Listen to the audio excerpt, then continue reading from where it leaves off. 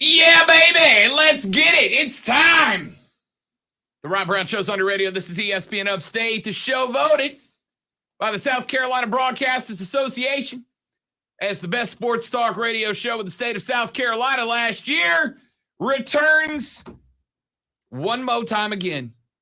I am Rob Brown. Hello, Upstate South Carolina, and of course, the rest of the world.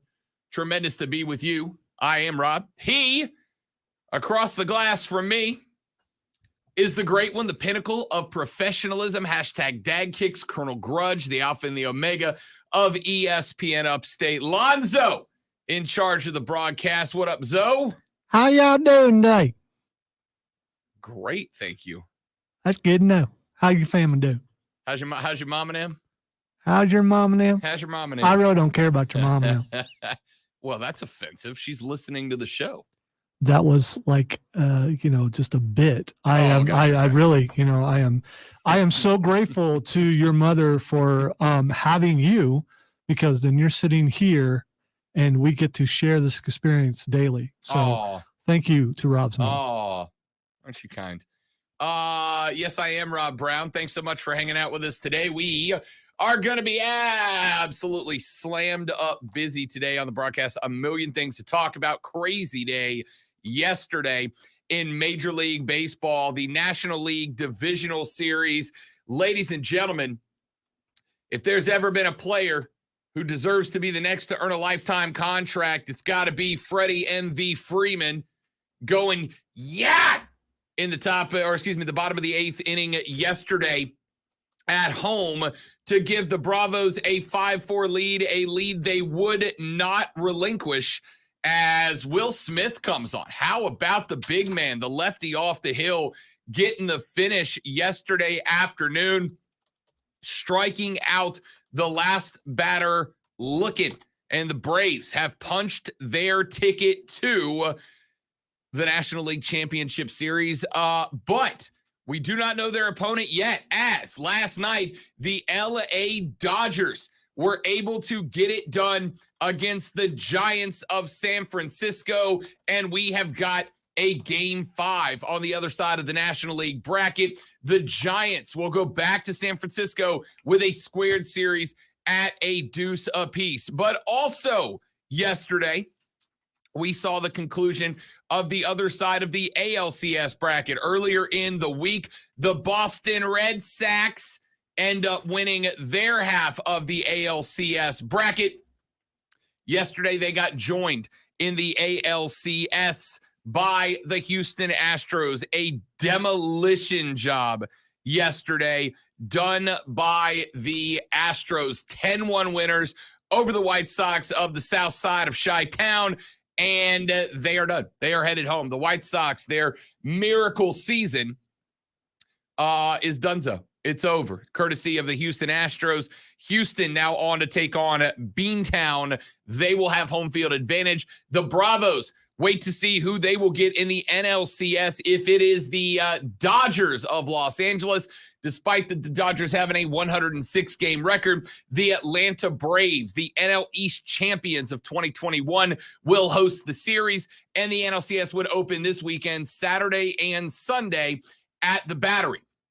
If the San Francisco Giants can finish off the Dodgers at home in Game 5, then they would host the NLCS, and the Braves would still play over the weekend, but would do so out in California. So we're going to break down some MLB sets later on in the show.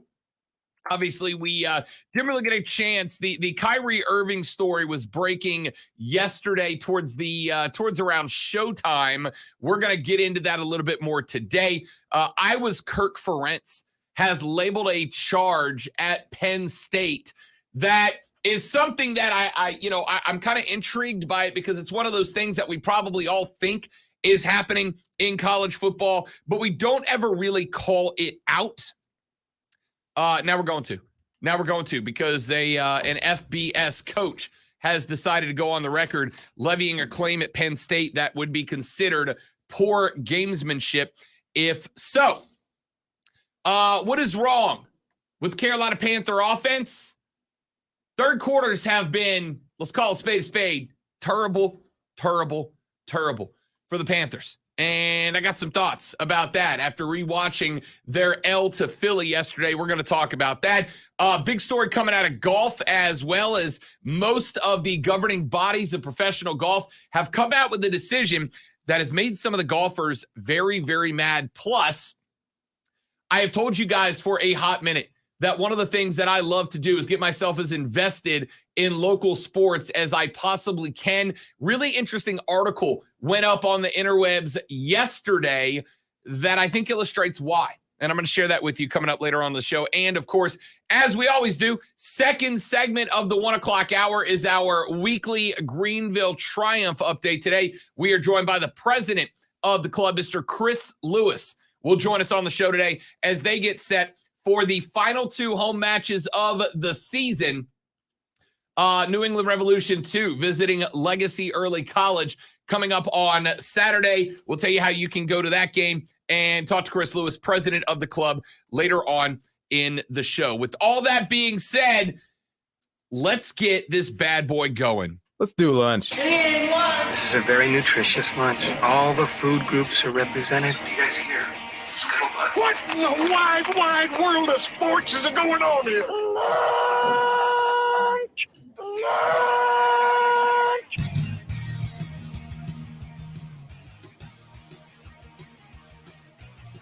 It is the lunch breakdown. The three things you have to know before you go start talking sports with your friends, family, coworker, or the dog, whoever it is that you spend your lunch break with. These items will be the scuttlebutt around the lunch table today. These are the things you need to know before you sit down to have those conversations. We start with item number 1 on the lunch breakdown. I told you we weren't done.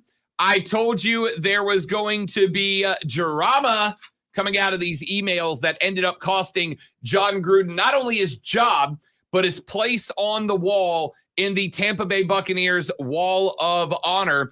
The NFL Players Association, Lonzo, you were right, said Tuesday it plans to request the NFL release the remainder of the 650,000 emails that were reviewed as part of the investigation into the workplace misconduct with the Washington football team. You were shortchanging that one earlier, by weren't you? 300,000. Yeah, I thought I had seen that there was that's a lot. And you mean to tell me there won't be other emails that might incriminate other people somewhere in that 650,000 emails? I mean, like, we know there is.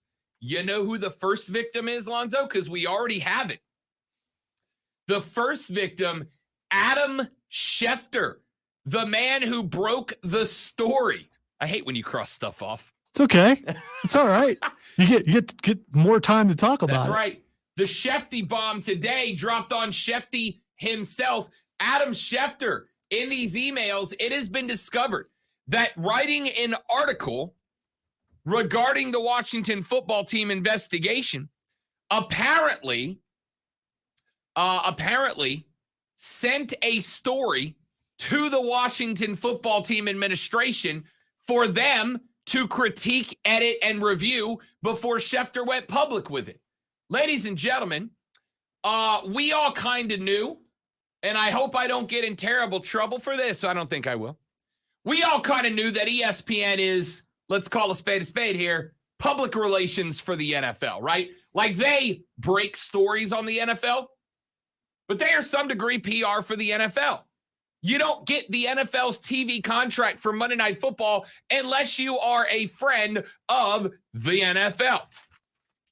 Well, Schefty sent over an email to the Washington football team asking them to critique, edit, review, and return a story before he ran it on ESPN. That is a really good way to have your journalistic integrity not just questioned, but absolutely crapped on. I was going to say, didn't you take journalism in college? I sure did. So is that taught? Are you supposed to check what the... Oh, yeah. It's taught in the what the hell not to do part of the class. In those 3 days where they go, here's all the bad things you can do as a journalist. This one, Lonzo, is way at the top. There's a way out on this, though. They will call Schefter not a journalist. Oh, yeah.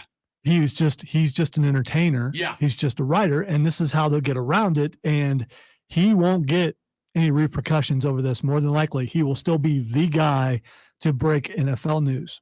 Yeah. What's going to be interesting, here's what these email releases are going to bring to light that are going to be interesting. They're going to bring to light situations like this one.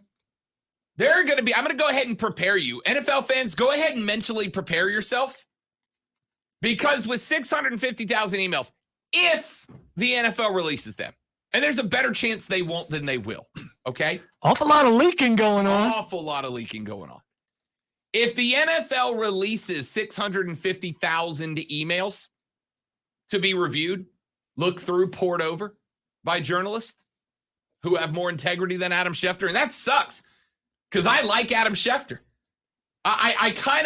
This is kind of one of those things, though, that you're pretty sure about a person, but it still kind of stings to hear it be true. You know what I mean? Do you not question his inside knowledge? I mean, so is he being handed this stuff by, heads of whatever team and saying, here, release this? And he's acting like, sources, that he had sources.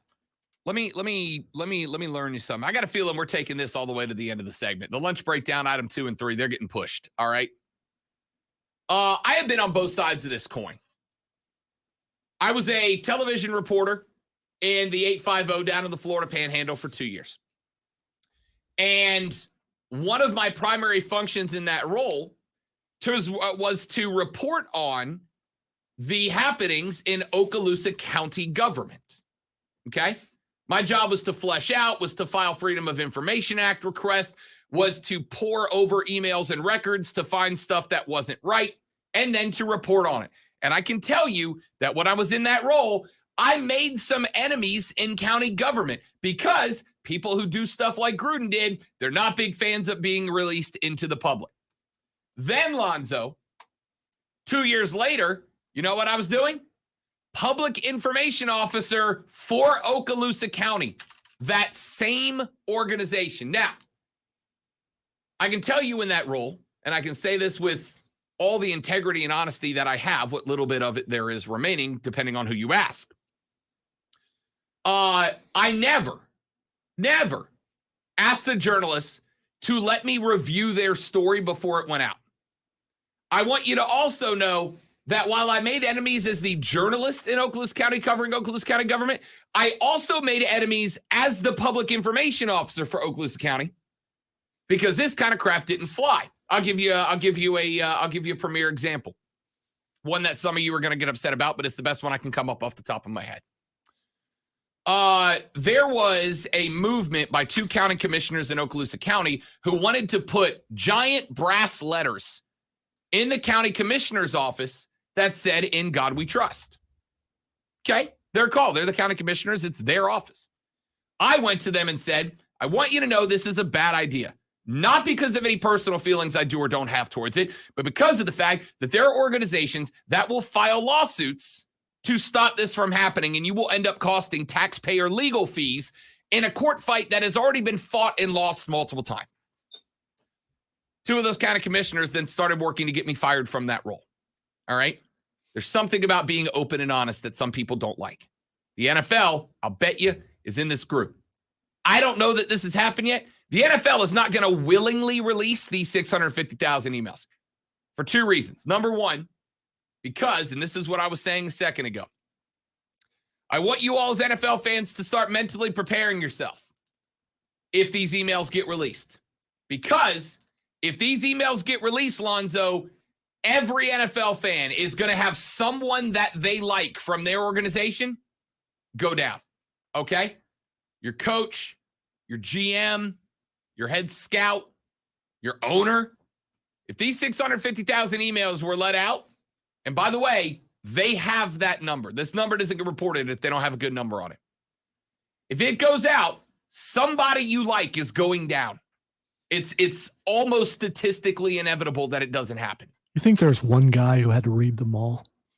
No, there'll be a whole ass legal team on this. I mean, going through, we can discard this one. We can, no, this one, So I'm saying, when the first Gruden email came out, There were some NFL owners on the phone with their IT guy that minute going, hey, we need to bleach the servers, son.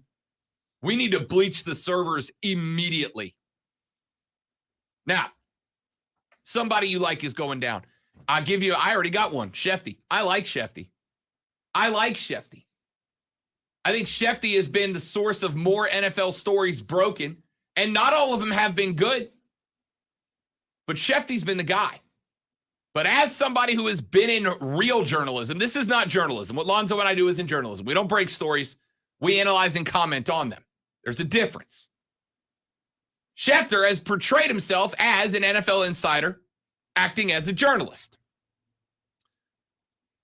Schefter's a guy that I have put some weight on in the past. How many times have I said, these are the types of reports that I don't believe unless they come from a credible, verifiable source. Adam Schefter has been that for years. He's been that guy. And now we find out that he was popping off emails to teams going, hey, are you okay if I put this story out the way that it's written? Or should I change it for you? How do you feel if it's someone you don't really like? If this happens to someone who you don't really like, should you feel bad that you don't feel bad about it? Because I don't really like Adam Schefter. I think he's got an arrogance about him that's annoying to me. I don't want to see anyone go down for anything, I guess, but I don't feel the same way you do. And I'm guessing that, as we saw, more than likely, this is just one email. That's how it started with Gruden. How many more Schefter emails are there? A lot. 650,000. How many are going to take somebody down? See, this 500 of them? And this was my question yesterday. And so who is picking and choosing what career they want to destroy? Because that's what it comes down to. Okay, they took out Gruden. Now they may possibly take out Schefter. Is there a mastermind behind this deciding who they want to take down? Here's the popular belief that's going on right now. The popular belief that is going on right now, and I don't know if I believe it or not, to be honest, okay? I don't know if I believe it or not, but here's the popular conspiracy. The popular conspiracy right now is that the NFL is the ones releasing these emails. Your timing's just a little bit off here. Wait for it. Thank you, Lonzo. That the NFL is the one with these emails. I want you to think about it. Chucky's the first guy out, right? John Gruden's the first guy out. And then we found out that one of the emails that triggered this release was an email in which he called Roger Goodell a homosexual slur. Roger Goodell has a gay younger brother who he has defended his entire life. That is a not just personal insult to Roger Goodell. It is a deeply personal insult to Roger Goodell. The racist use of language against DeMaurice Smith, head of the NFLPA, by releasing this email, if they did, this would give the NFL some right to wink at DeMaurice Smith and the NFLPA and go, hey, we got your back. I know we fight over collective bargaining agreements and whatnot, but we got your back. This guy attacked you, DeMaurice Smith, and we're not going to stand for it. So the conspiracy, because I don't think there's any more coming, is there? No, Okay. I mean, I can do it if you need me to. The popular conspiracy right now is that the NFL is releasing these emails. It's that the NFL is putting these emails out right now based on who they want to target. Now, end of conspiracy. I kind of believe it. It's on Yeah. With the NFL's the only one that has the emails right now. With the stuff that he breaks sometimes that are kind of yeah, I can see it for sure. I mean, it's honestly. Is it too obvious though? So I have learned something over my years in radio, Lonzo, and it's that about 85% of the time, the obvious answer is the answer, right? It's called Occam's razor.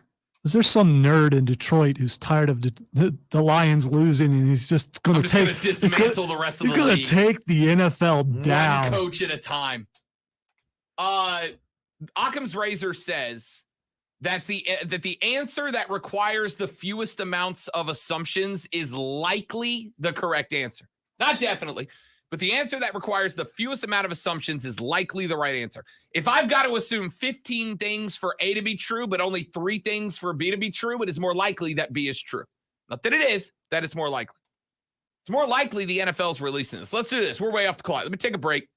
When we come back here in just a minute, I got a couple of texts that have come in already, and we are going to address those. Plus, more on the Schefter situation, more on these emails, more on the conspiracy theory. All that coming up next on The Rob Brown Show on ESPN Upstate. You see.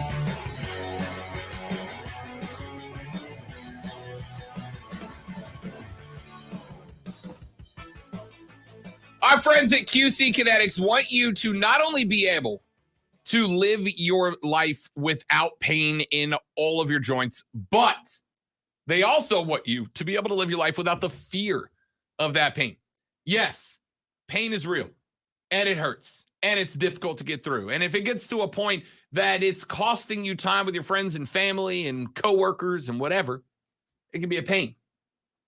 Every bit as tough is the fear of that pain, right? You want to be able to go out and enjoy a round of golf with the boys, not be thinking about your joint pain every swing. So call our friends at QC Kinetics or check them out online at QCkinetics.com, QCKINETIX.com, QCkinetics.com. Go there, and once you do, you're going to learn all about the non-surgical regenerative therapy that they offer. They can help your joints heal, replenish that connective tissue, and get to where the pain's not there. Call them right now at 864-448-3772. 864-448-3772. Mention the Rob Brown Show and get that first consultation for free at 864-448-3772 with our friends at QC Kinetics. Steven, you're not wrong. Here's the thing. I will put my pen down at the beginning of segments and go, okay, don't, because I twirl my pen, right? I don't know if you can see it on the camera, but I throw it up in the air. I click it a lot. I know. It's a nervous bad habit. Not bad habit, just well, I guess it is a bad habit if you're anybody but me. It's a what do they call it? It's a like a focal habit, right? Like where you do something because if your body's in motion, it helps your brain stay in motion. And that's just a thing that I have. I've always fidgeted. It's also very annoying to the producer. I have no doubt. Not only Diesel complains about it. He did, yes. Because it's those things that we're trying to stop from happening, and we can't stop it. And Lord knows if they don't have control.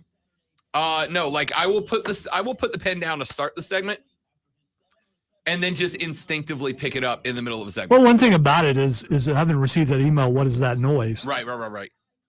Because I mean, I can care less, make all the noise you want, but you know, when management starts going, hey, you gotta stop, you know. Like that. I see Courtney liked your Pickens accent.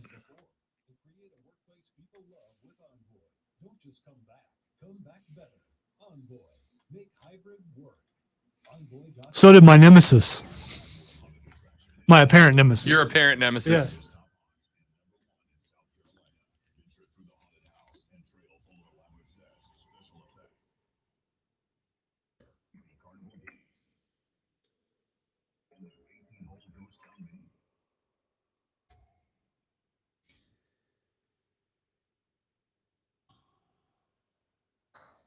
I can't blame Rob for being nervous. He is in a room with me. I mean, you know, it's that.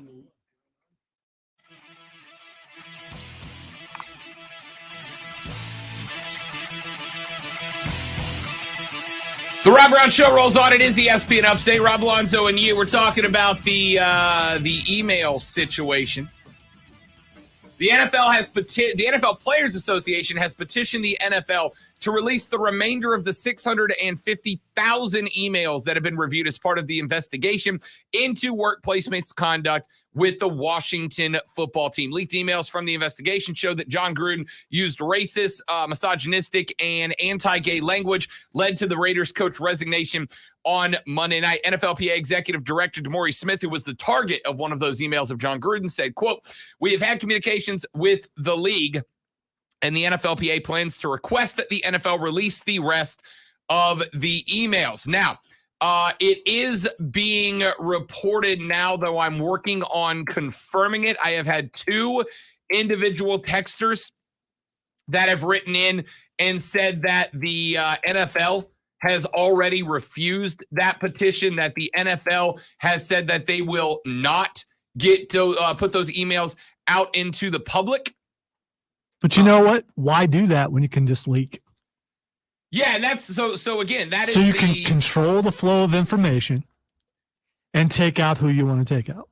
So there's a you don't watch The Office, but I do, and millions of Americans did. I attempted and didn't get very far. Sorry, just wasn't that funny to me. But I'm weird, I guess. It's interesting because the show is based on awkward humor, and you're a big proponent of awkward humor, so it's kind of weird you didn't like it. But anyway, the character Steve Carell played in The Office was a guy by the name of Michael Scott. By the way, he's the problem I have with the show from the episodes that I've seen. Oh, he's the best part of the it's show. Just it's show's all downhill after Michael Scott leaves. Yeah. Okay. Well. So what you're saying, I should never watch anymore? No, I'm saying you should absolutely watch like the first 5 seasons.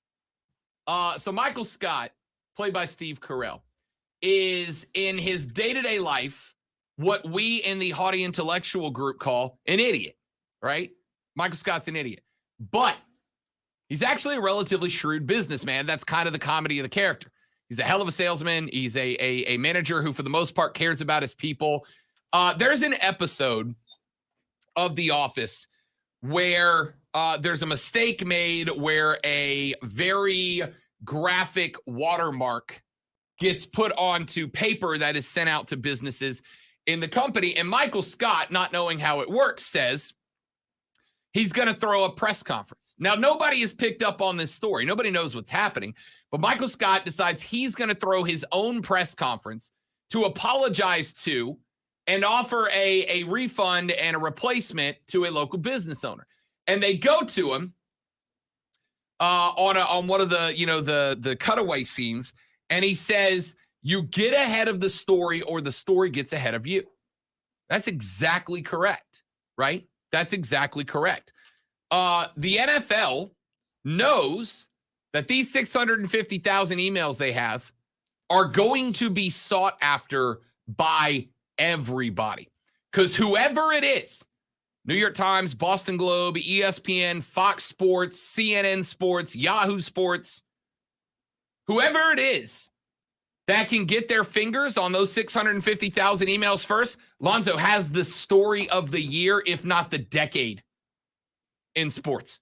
Honestly, because there are probably emails that will take down legends in the NFL. Take down legends in the NFL. That is story of the year if somebody can get their hands on it. The NFL is doing all they can to control this story. They're not releasing the emails. They are leaking out the emails that they want leaked out. Here's one thing I'd like to know. We talked about this yesterday on the show. Yeah? Talked about this yesterday on the show. John Gruden sent all these emails out with this awful language in it. You know what we never heard, Lonzo? Who were those emails to? Right? We heard John Gruden sent out emails and they had this graphic language in it, this awful language in it. Who was in the to section of these emails? See, I thought it was to Bruce Allen, but maybe I'm wrong. It might have all been. I don't know that they were all in. I don't know that they all were. And if that is the case, that's cool. I guess we're done with that aspect of it because he's out, he's done, he's gone. But who else got it? The point that I'm making here is when you read a news story, one of the most important things you can do is critically think, what details aren't here? Texter says, what happened with Adam Schefter? I'm just tuning in. So, in the emails that have been released, and this one's interesting to me too, Lonzo, because the NFL doesn't have a reason to take down Adam Schefter that I can think of, unless it was Adam Schefter that released the emails in the first place, but I can't think it would be. The NFL doesn't have a reason to take down Schefter. In fact, the email that's come out about Schefter, and if you're just tuning in, Adam Schefter in these emails was shown to have sent over a story to the Washington football team for them to edit, review, and send back with approval for him to go public with. Pretty much a direct violation to the ethics of journalism at the 101 level. It's not okay. See, I know you delivers things like this and how he delivered that, and it's kind of ironic that he's the next guy on the list after that. I don't get smugness. You know what I get? I get a guy who goes, I have busted my ass to get this insider position, right? Schefter gets text that we never get. What was it? There was one. It was either late last year or early this year, but there was a situation where Schefter was doing an interview, I think with Pat McAfee, as a matter of fact, Zoe. I think he was on McAfee's show, and he looks down at his phone.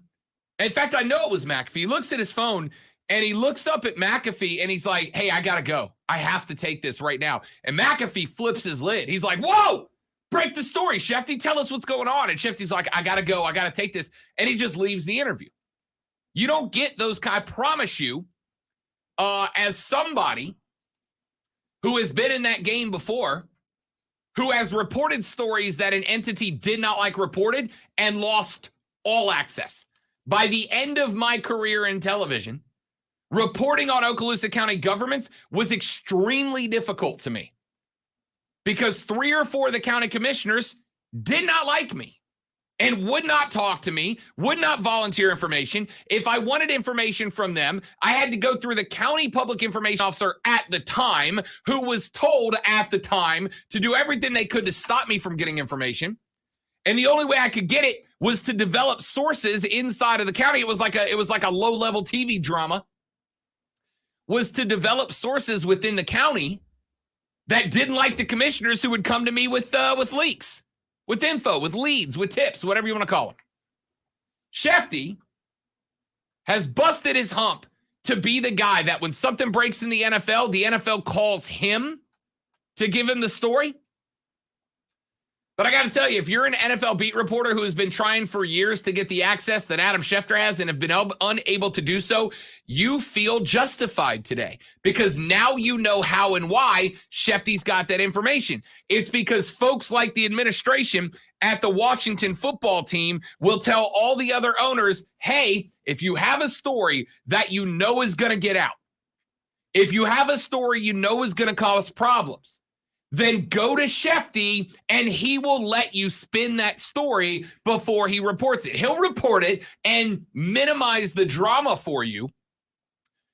So go to Schefter, and that is why GMs call Adam Schefter. That's why team owners and team presidents and personnel directors call Adam Schefter and break those stories to him because they know, all right, I've got this atom bomb of a story that's going to look awful to my team, but if I call Schefter, I can at least word it the way that I want it, and a quick glance won't look so bad.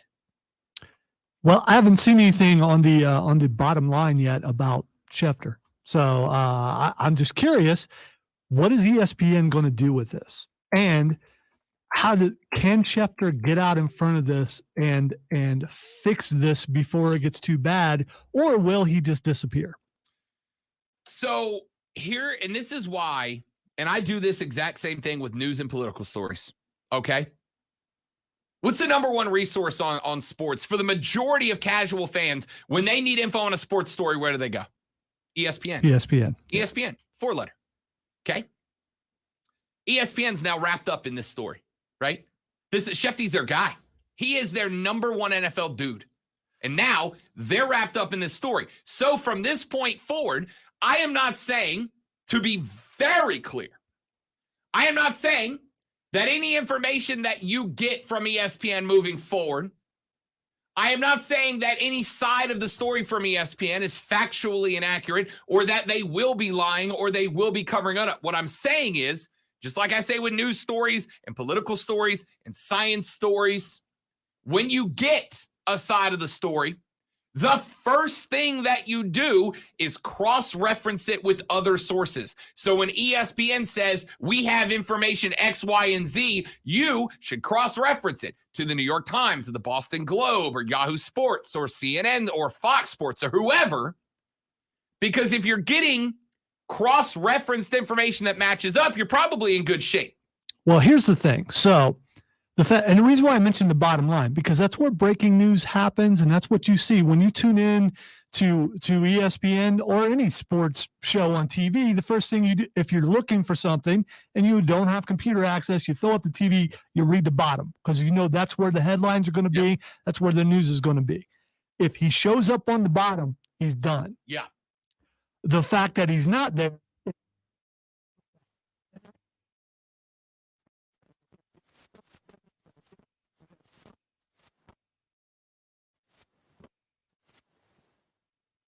What's the word? Optic story. When you become the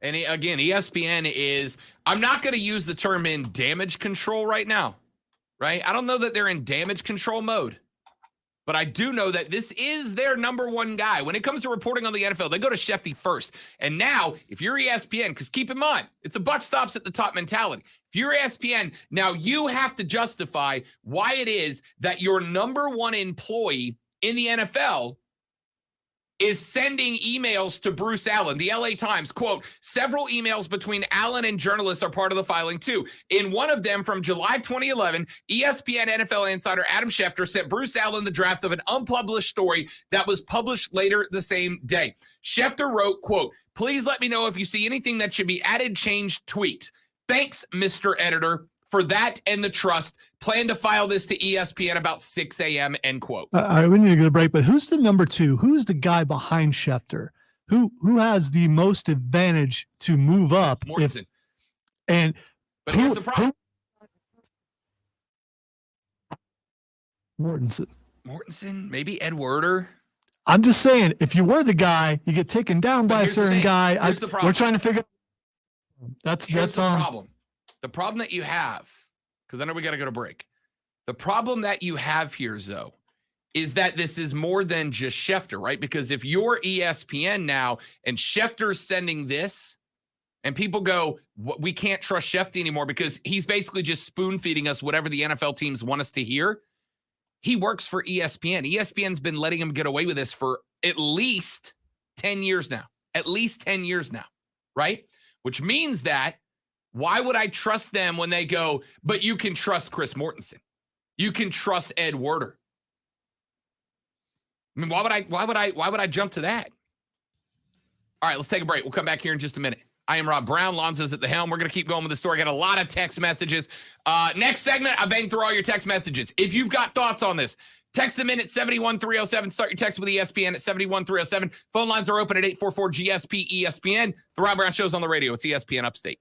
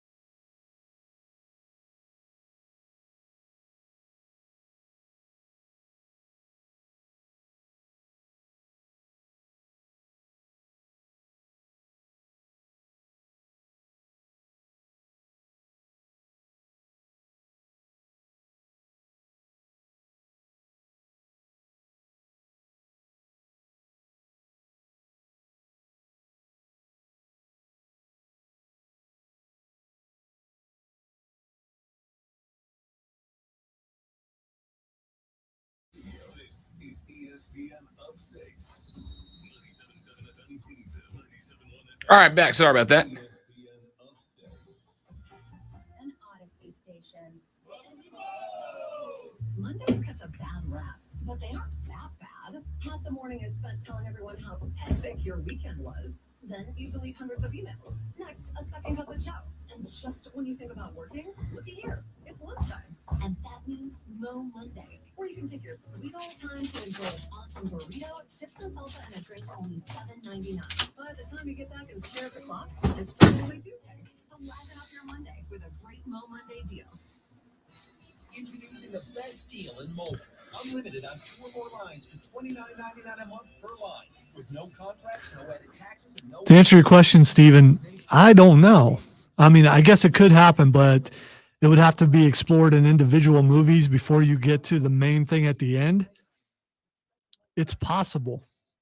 And the Multiverse of Madness and Far From Home could explore some of those things. We'll see, because supposedly all this is connected.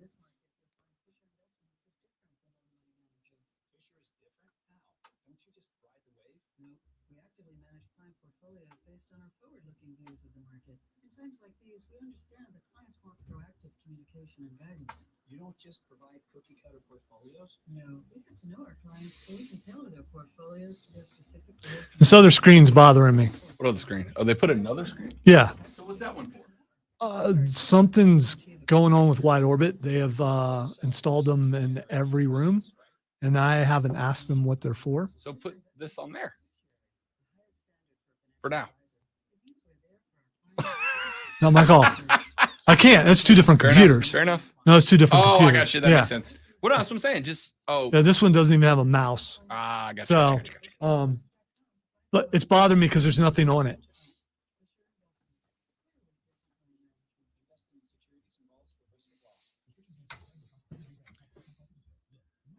So if this isn't permanent and they leave that there, I would love to have a stinger on that. Because Stinger on this computer. Oh, got you. Like I have over here, but have Yeah. not used yet. Because Yeah. because I only have so much room and so many screens. Yeah. You give me one more screen that I can just leave that there. Yeah. I could have a lot of fun with that. There is a free one, but I can't remember what it's called. And Robert had sent it to me at one point, and I actually have it on my laptop. It's the same sort of thing, but it's Yeah. a free, it's just a button thing, and you can put the audio on there and you can click it and it will work. That's what they put over here, Yeah. but it requires a login that I do not have now. Oh, wait, actually. Say it is asking for a license. Yeah, I would I'm going to ask Chris to come back in here and yeah, I was going to say I would ask engineering because I'd like to start using it now that because before it did this, when he first put it on here, I didn't have to do any of that. And I've got 10, 15 sounders in there that I will use on my side. including having access to like conspiracy theory and stuff like that. So if you wanted to fire it as opposed to me because you heard a spot that I didn't hear or something. And we could duel. Dueling sound effects can be Dueling fun. Sound effects. Yes.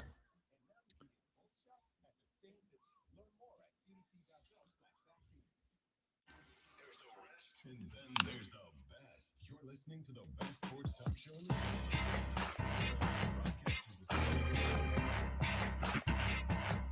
All right, let's run through some of the texts you guys are sending in so far on this topic.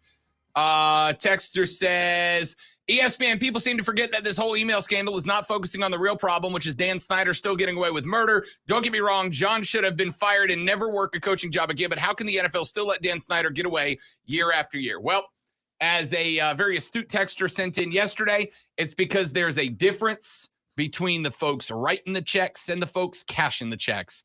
Chucky's a guy that was cashing the checks. Dano writes them to the league, right? Now, that is why I said yesterday, this is not a mea culpa. They made the right decision, but this is not a mea culpa moment between the NFL and those of us who expect the NFL to do better, right? This is a moment where you go, I'm not giving you a pat on the back for doing the right bare minimum thing, right? You get the difference, yeah? This is an employee who meets the very basic level requirements of his job asking for a big raise. No. You got to do more. Texter says, Michigan J. Todd says, the Schefter story will never be as big a story as Gruden because it's not salacious enough, but it may be bigger on the inside on the NFL because it is about trust for the people in charge and how that is portrayed to the world. Now, it's not going to be as big as the Gruden story. You can't say that, though, because we don't know. We've seen one email. The first email from Gruden, while bad, nowhere near any of the other stuff that came out. So yeah, I said earlier, I think Gruden's fine if it's just the one email, but it's 10 years worth. Now, this email from Schefter, it's 10 years ago. There's 10 years between that email and now. Right. Was that a one-off thing from Schefter, or has that been a decade of reporting? Because this is broken. Let's watch them squirm, and then suddenly there'll be more. Yeah. Texter, ESPN, they are allowing him, ESPN, they are allowing him, or is he doing what they need him to do to maintain ESPN NFL relations? This email says it's the latter, right? There's a couple of possibilities. One, ESPN did not know that this is the way Schefter was working. Is that likely? I don't know. Option two is ESPN did know he was doing this, but didn't care. Again, can't know if that's the truth. Or the third is ESPN knew and encouraged him because it meant that the relations were good between ESPN and the NFL, who, by the way, got the Monday Night Football contract a few years back. Could that be a possibility? Sure. I don't know which one of those is most likely. Texas says, aren't you guys ESPN? Is it dangerous to talk about ESPN proper like they are covering the Schefter story? I don't know, Zoe. I mean, my perspective on this is, dude, you got to make sure your own house is clean, and that includes us. We're giving an opinion on a story that is out there. And a big one. Yeah. And a big one. I mean, if should we ignore it? Is that what you're saying, Texter? I tell you, let's be honest. Let's call a spade here. If we did ignore this story, if we didn't bring it up, Lonzo, we'd have more people texting us going, why are you ignoring the Schefter story? Are you too scared to cover it? So we're going to run heads first into it. I don't think we're going to get in trouble for it, but we'll find out. If we do, I'll stand by the conviction that this is a big enough story to talk about.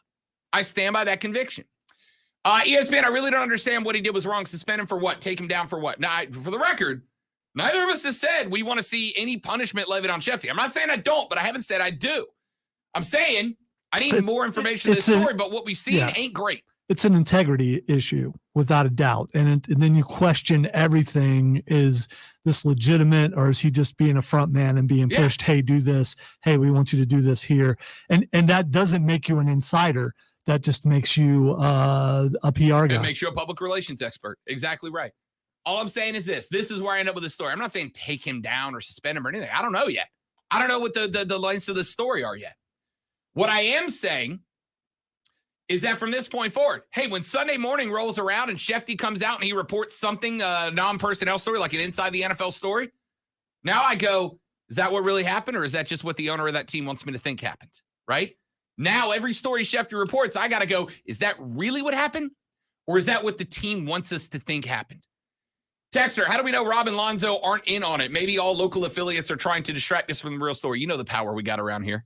Absolutely the power to shift national attention. Stroke, baby, stroke. Bingo. ESPN, I have no problem with what he did personally, and I think most people probably don't either. Does journalistic integrity even matter anymore? Look at your major news outlets. It's just to be the first to tweet it. Does it have to be sourced to correct? Just tweet it. I think there is a point. I think we have hit a point where the news is about being first, not correct, and that is a massive problem. I will agree with you. You should absolutely strive to be correct before you strive to be first. That's the way it should work. But Schefter's always been first. That's why he's Schefter, right? And it has seemed like he's always not only been first, but he's been correct. But now I got to go, is Schefter correct? Or is he just correctly saying what the NFL team he's reporting on wants him to say? That's the point of all of this to me. Let's take a break.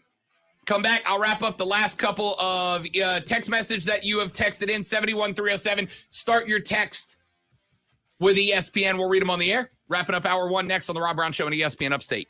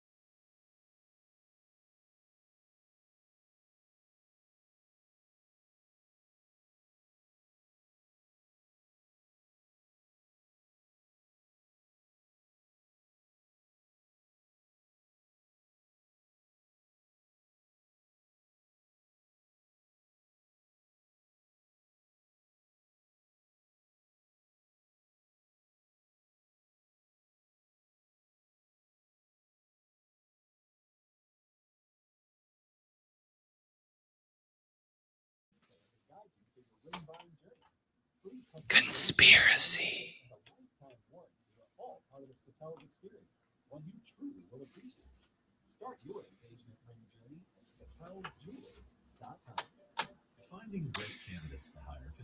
So October 13th in the world of parks and recreation, Lonzo, Yes. is Treat Yourself Day. It's a day where you just do whatever you want to do and treat yourself. So in honor of Treat Yourself Day, I've decided that I'm going to go over to Borderlands after work today and pick up a couple of things. I don't even know what they are yet. I know I'm going to finally buy the Dungeons Master's Guide book. I figure I might as well have it. I think I might pick myself up an Andre Mini. You should treat yourself. Treat yourself. I was there yesterday, so. I've been in there 3 times, and all 3 times I've walked out of there with like $60 worth of stuff on accident. I'm ready for a new place, though, because I know all the new stuff that's going to be out there, and I want to purchase some of it, including T-shirts and classic video games.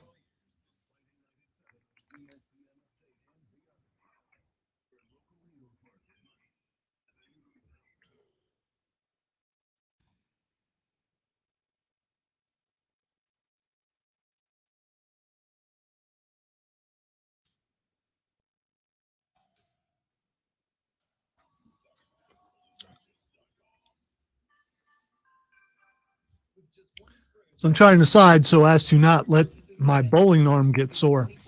Do I get the lawnmower out to drive my bowling ball up to my car? So I don't. So I don't. Left arm. Yeah. No, I know.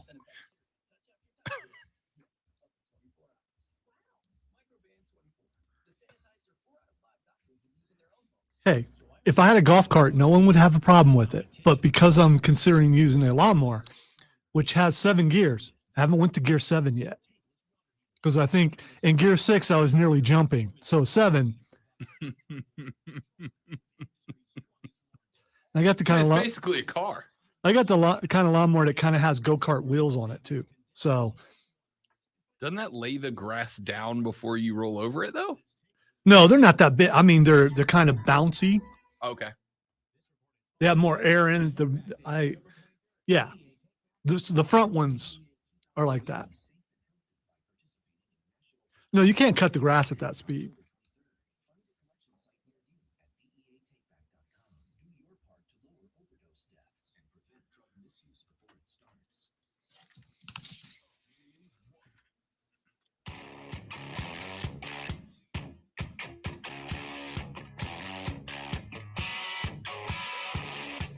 All right, wrapping up hour number one. ESPN, y'all not talking about this would only add to the problem of corruption. Look, man, I think it's important to be transparent, right? That's part of the reason the character you get on the show, unlike other shows, not a character. You get me. Ask any of my folks, any of my friends, any of my family. The dude that sits on the mic is the same dude that sits and yells in bars about sports. Because I think transparency is very important. Texas says, yeah, I feel like that one email alone discredits Adam as an honest journalist. It proves he obviously caters to the desired narrative of the source. That's the problem. That's it. That is the most succinct way to put it. Every Schefter story from this point forward, until he proves to me otherwise, every Schefter story is going to be one where I look and go, is that the truth? Or is that what the person in the story wants us to think is the truth? And Adam kowtowed to him in order to get the story. That's the most succinct way to put it. Hour two, talking soccer coming up next. Chris Lewis, president of the Greenville Triumph, joins us at 1:20. Be here on the Rob Brown Show, ESPN Upstate.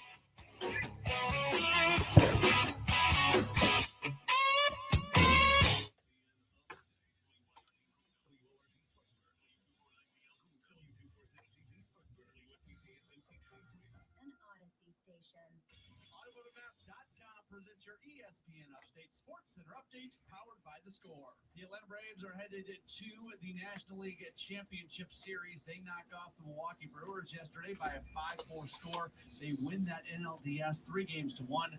Freddie Freeman breaks a 4-4 tie with a solo home run in the 8th inning. He became the first left-hander to hit a home run off of Josh Hader since Jason Hayward did it in 2020. Charlie Morton got the start for the Braves. He was okay pitching on short rest. He went 3 1/3, allowing 2 runs and 4 hits with 5 strikeouts and 1 walk. The Braves will open up the NLCS on Saturday. They'll play either the Giants or Dodgers. Those two teams played in Game 5. See, because of your past depiction of Roger Goodell, I'm picturing him in his office dressed as Krusty the Clown, just going through emails, picking which one he wants to let go next. Sideshow Bob is going down.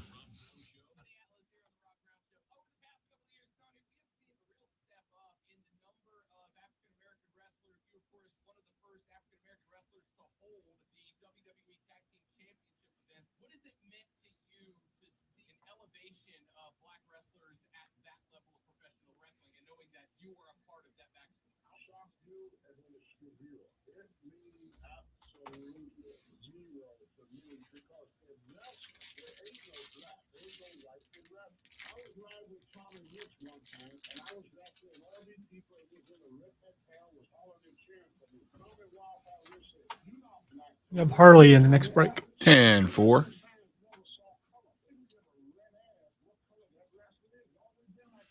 They could give a red ass. I love that phrase.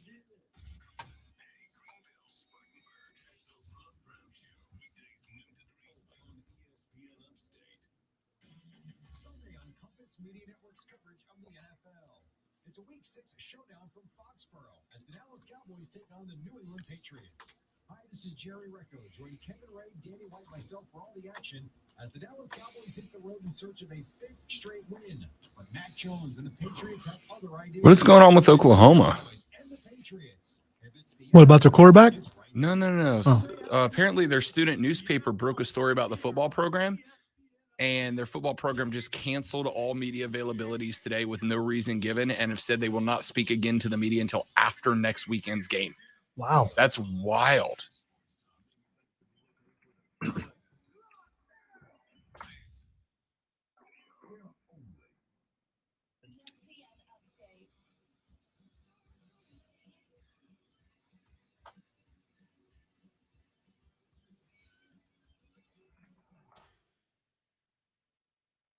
Brown Show back on your radio. This is our numero dos.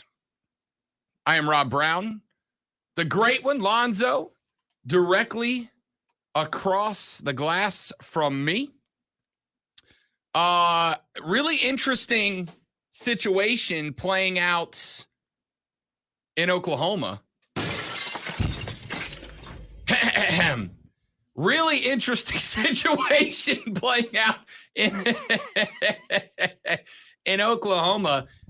Breaking news, of course, here on ESPN Upstate is brought to you by our friends at BetQL. BetQL and BetQL.com. Get smarter and beat the books. Be a better with BetQL and the Odyssey Network.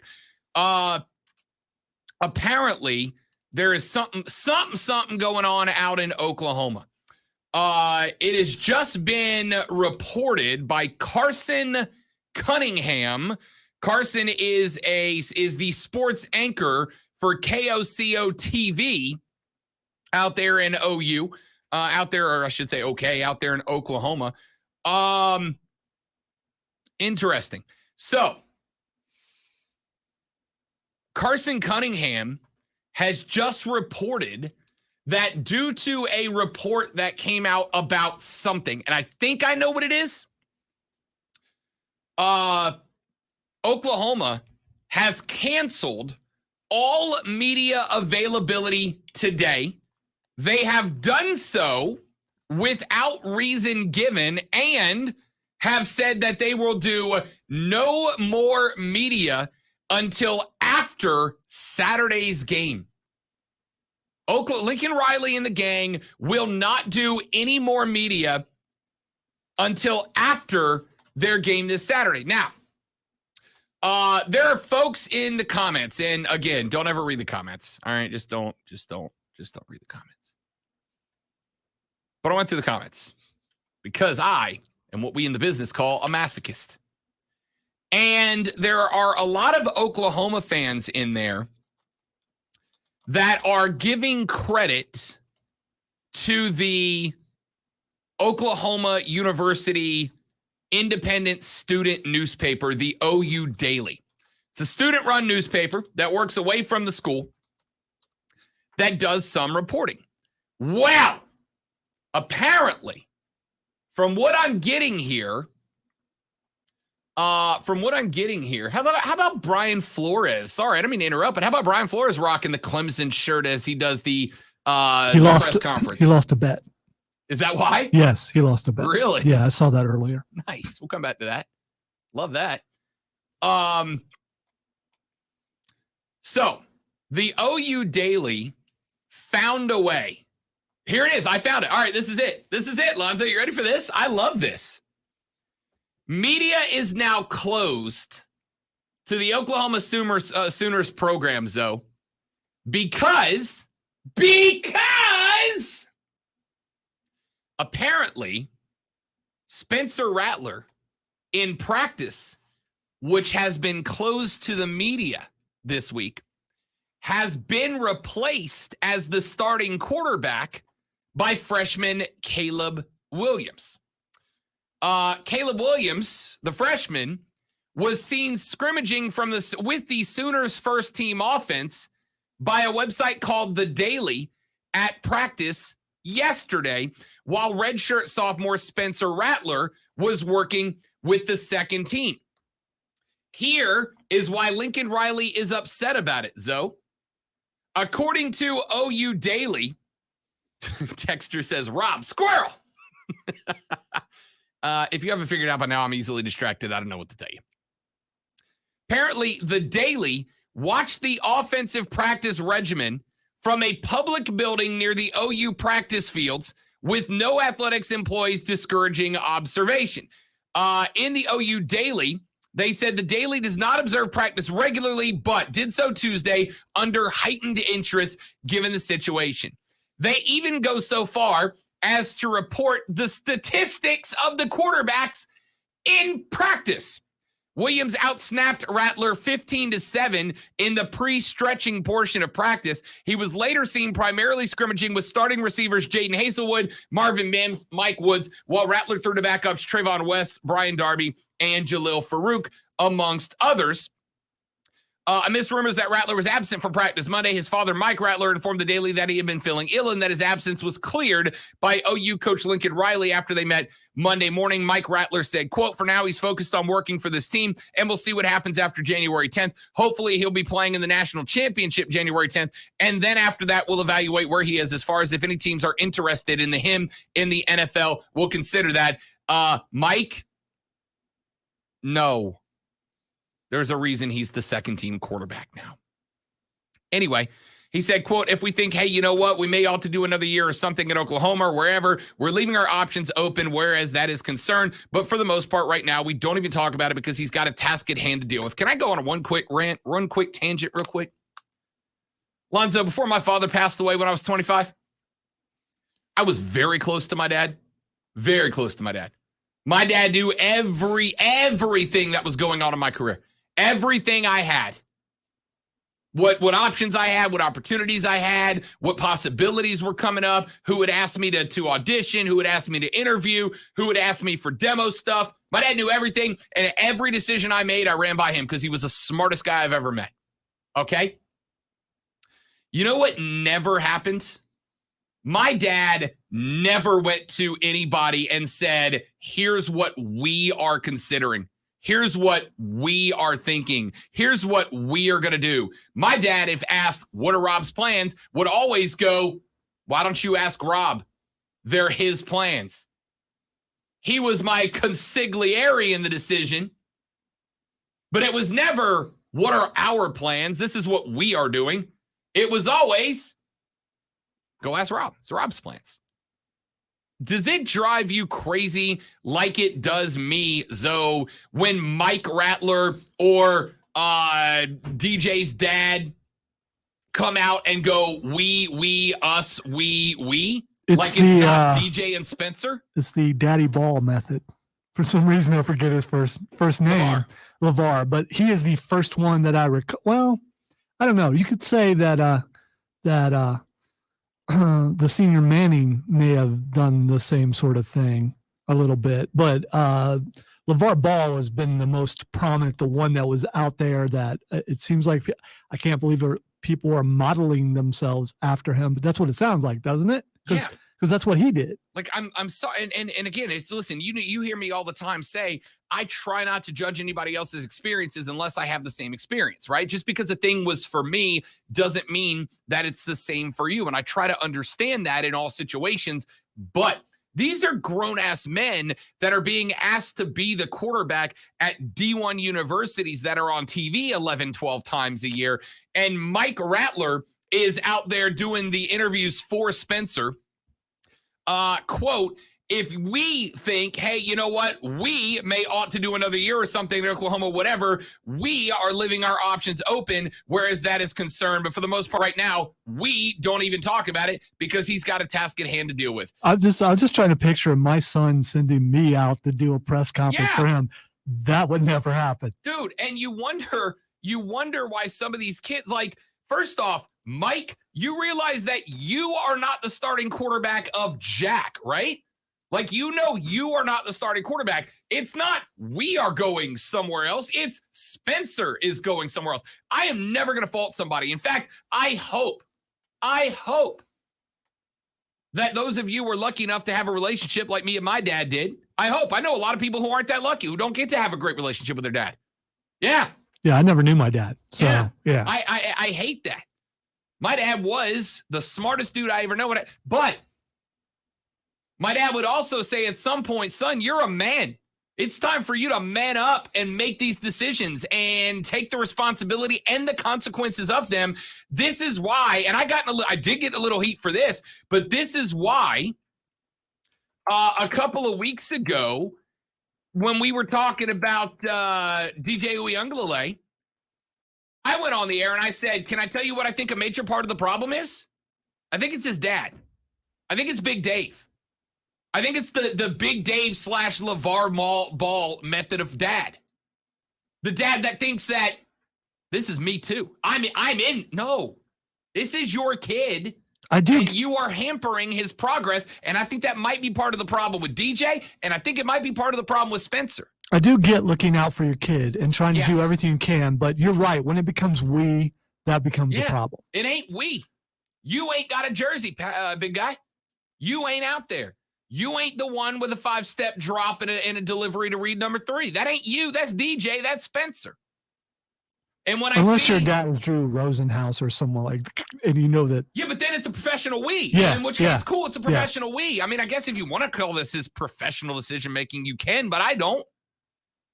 When it gets to the point that the dad is talking like he is in the relationship, like he is a decision maker, my dad would always say, I will help you think things through. I will give you my perspective. I will give you what I think about these things. But at the end of the day, it is your decision. It is your decision. When I hear that I'm building a brand around DJ, how about you just let DJ be a great quarterback in the brand? Here's the thing, Zoe. Learned this early in my athletic career, or lack thereof. If you're as good as DJ is supposed to have been, according to Big Dave, if you're as good as Spencer Rattler is supposed to have been, according to Mike Rattler, the brand builds around you. Yeah? The brand builds around you. Yeah, Lonzo and I work our asses off to build a brand around this show and around this station. Lonzo, we picked up some hardware earlier this year. We did. We picked up a piece of hardware earlier in this season. And how did we get that? Was it because we were out there building a brand? No, it's because we do a damn good show. And then once that award came in, and I'm going to brag here for just a second. Once that award came in, about once a week, somebody from downstairs calls me and goes, Rob, we might have an endorsement opportunity. How do you feel about this? Wasn't the case the first year I was here, but that's because I was building a show, and the show will turn into the brand. Mike, this ain't we, dog. This ain't we. This is him. This is Spencer. Anyway, back to the initial tangent.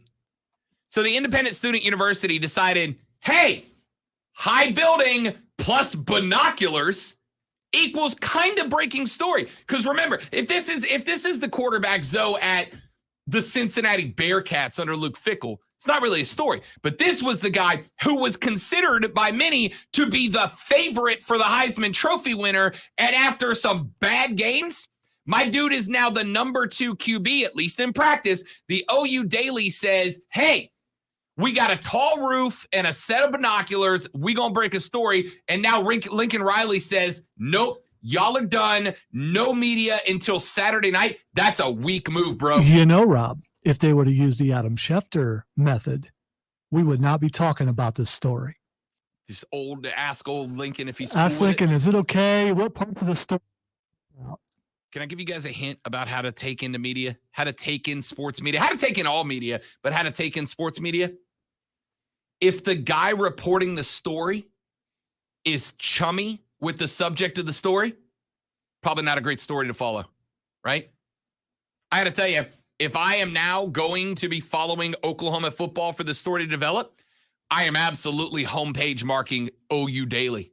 Absolutely. Because Lincoln is pissed at them right now. And if that's the case, probably got the story right? Because if they got the story wrong, Lincoln is not canceling media. He's calling everybody in to go, we don't know where this erroneous story came from. This is not the case. But Lincoln can't do that because OU Daily got the goods on it. Got the goods on it. They watched it happen. I am curious because we know football runs universities. Will OU Daily be reprimanded by the powers that be for doing this? Will they get in trouble? Yeah, suddenly those media passes on game day aren't so easy to acquire. Not just about that, but will they get a visit from the president of the university or something like that saying, hey, you overstepped your bounds or something like that? Because football is king in a lot of places. I mean, they didn't technically overstep anything just because they got a big did. Papers no longer printed. It's just put out there online more than likely. So their editor said, go with it. They did it. Boom. That's a huge story, right? Yeah, it is. The Heisman favorite got bumped to number 2 and nobody's saying anything about it. That's a big story. I mean, yeah, I can tell you again, I've been in this game. Your access gets limited when you do something like this. When you upset the guy who the information's about, you lose your access. It happened to me when I was a TV reporter. But it is what it is. All right, let's take a break. When we come back, we are going to be joined by Chris Lewis. He is the president of the Greenville Triumph. They are back home this Saturday, taking on New England Revolution 2 at Legacy Early College. We're going to talk to Chris about where the team stands right now and that match this weekend when we come back on the Rob Brown Show and ESPN Upstate.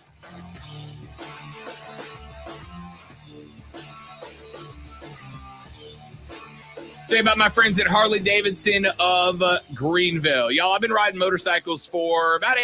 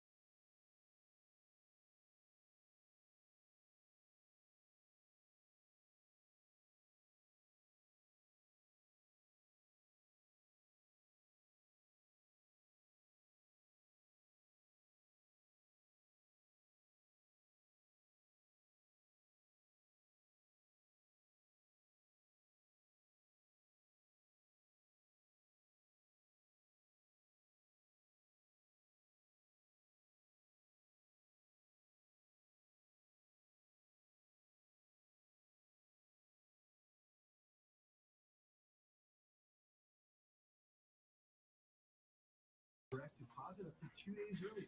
That's another reason banking with Capital One is the easiest decision ever. Even easier than deciding to open the biggest birthday gift first. Which one do you want to open first? The pony! Yep, even easier than that. Plus, with no fees or minimums on checking and savings accounts, is banking with Capital One even a decision? That's banking reimagined. What's in your wallet? See CapitalOne.com/bank for details. No fees or minimums on new consumer accounts. Capital One and name member FDIC. The Rob Brown Lockdown on Twitter.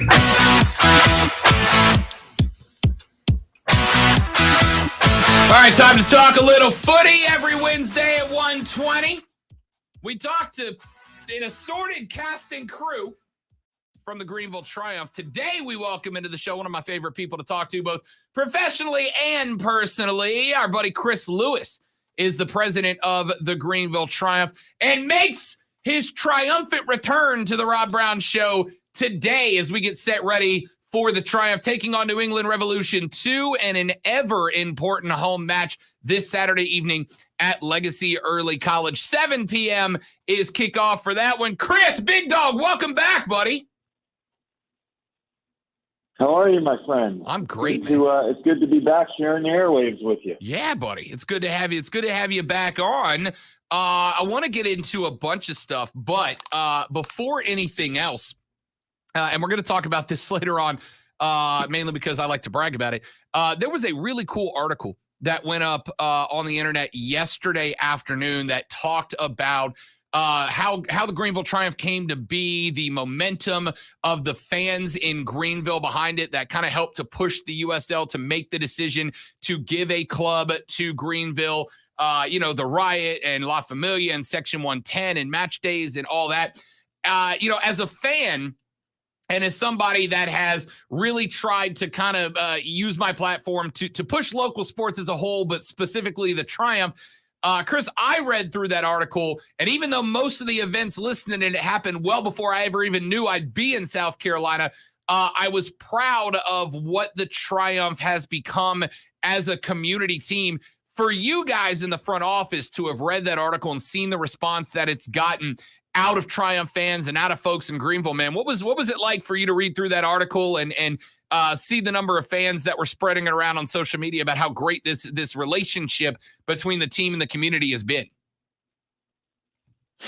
Oh, it was terrific, and it's good to know. That Justin did a good job with it, and it's good to know that what was the charge that we were given when this all started from the Irwins was make this something that provides joy to our community and creates unity around the sport.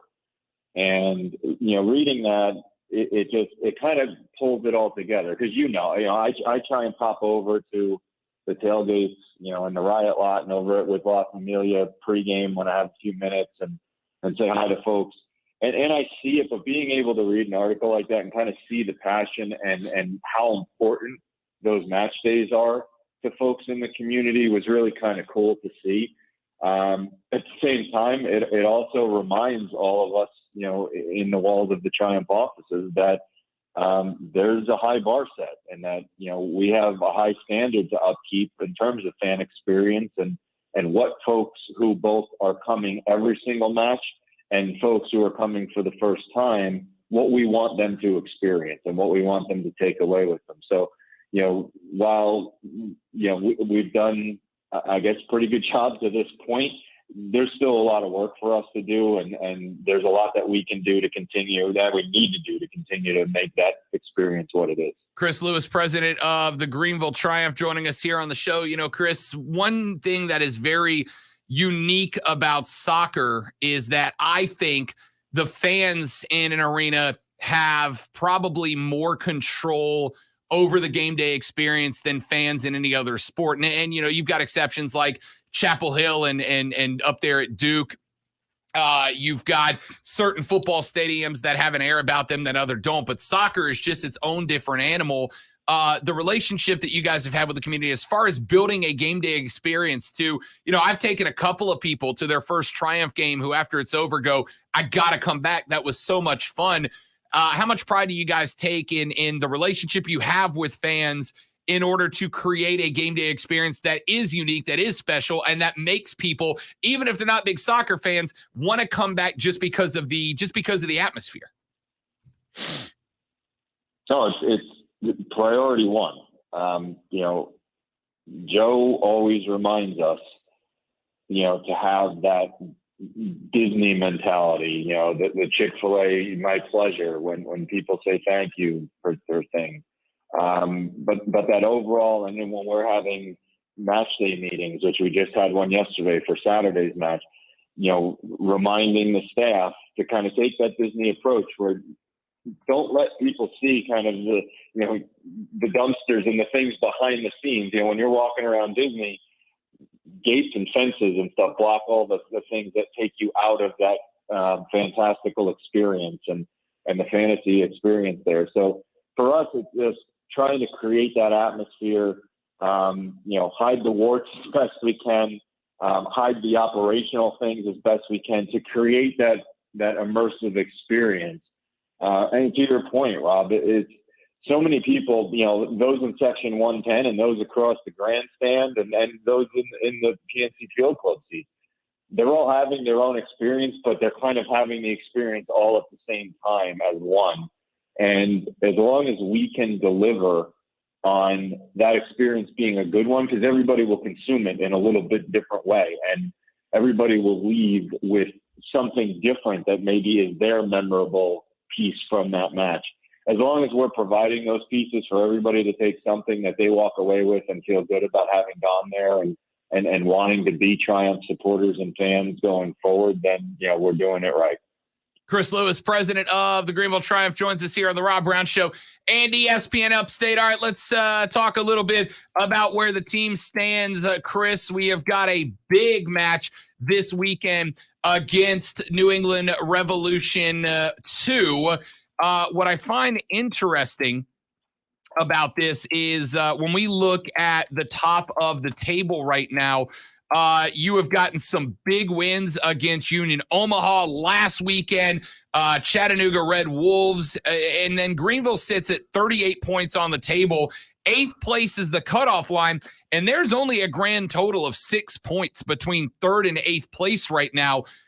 To be in a race that is this tight with just 2 home matches and an away match left to play in the season, does there start to be a bit of an attitude shift about the team from Harksey and the boys, or do they kind of maintain that, hey, it's one game at a time mentality that so many coaches talk about? They definitely keep a one game at a time mentality. I think you've gotten to know John well enough now and have talked to him enough times to know that, his focus is laser like when there's a task in front of him. And our leadership group are very grounded. They get it. So it's about what's in front of us.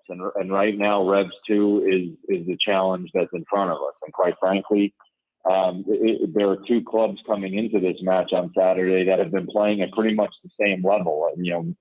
When we last spoke, I think we were still in that phase where we were grinding a good bit and we were trying to find the right chemistry and the right combination to turn things around. And, since, beginning of September, we're unbeaten now in 6 games. Revs are coming in over about the same time period where I think they're 4-2-1 over that time period. So there are 2 clubs coming head to head on Saturday night that are battling. A point separates us in the standings. We've been playing, our form has been pretty similar over the same period of time. So it's going to be important, but the guys know what's in front of them, and they know that we can only handle one match at a time. So we've got to handle business here, because if we don't, then it kind of what's in front of us doesn't really matter. Then it becomes, then the scenario changes again. So right now, we have, I believe, and I'm not a mathematician, but 5 points to clinch a playoff spot. So that's a win and 2 draws. It's 2 wins, whatever it may be, the combination is. Our goal, obviously, is to go 3-0 over these last 3 home games. And then there's Chattanooga in front of us. And, Chattanooga is our last regular season home match of the season. And, there's possibility for us to catch them in second if things fall right. The nice thing is that we have some control over the points that they can get by playing them in our home stadium and being able to take 3 points from them there if we can get that win. So it is very tight.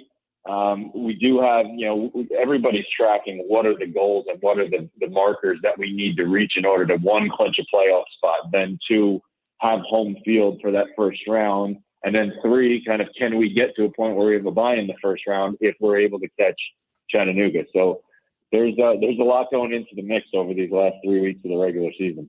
Chris Lewis, president of the Greenville Triumph, joining us here on the Rob Brown Show and ESPN Upstate. We talked coming into this season, Chris, about the mentality of we're not here to defend last year's trophy. We're here to go out and win this year's trophy.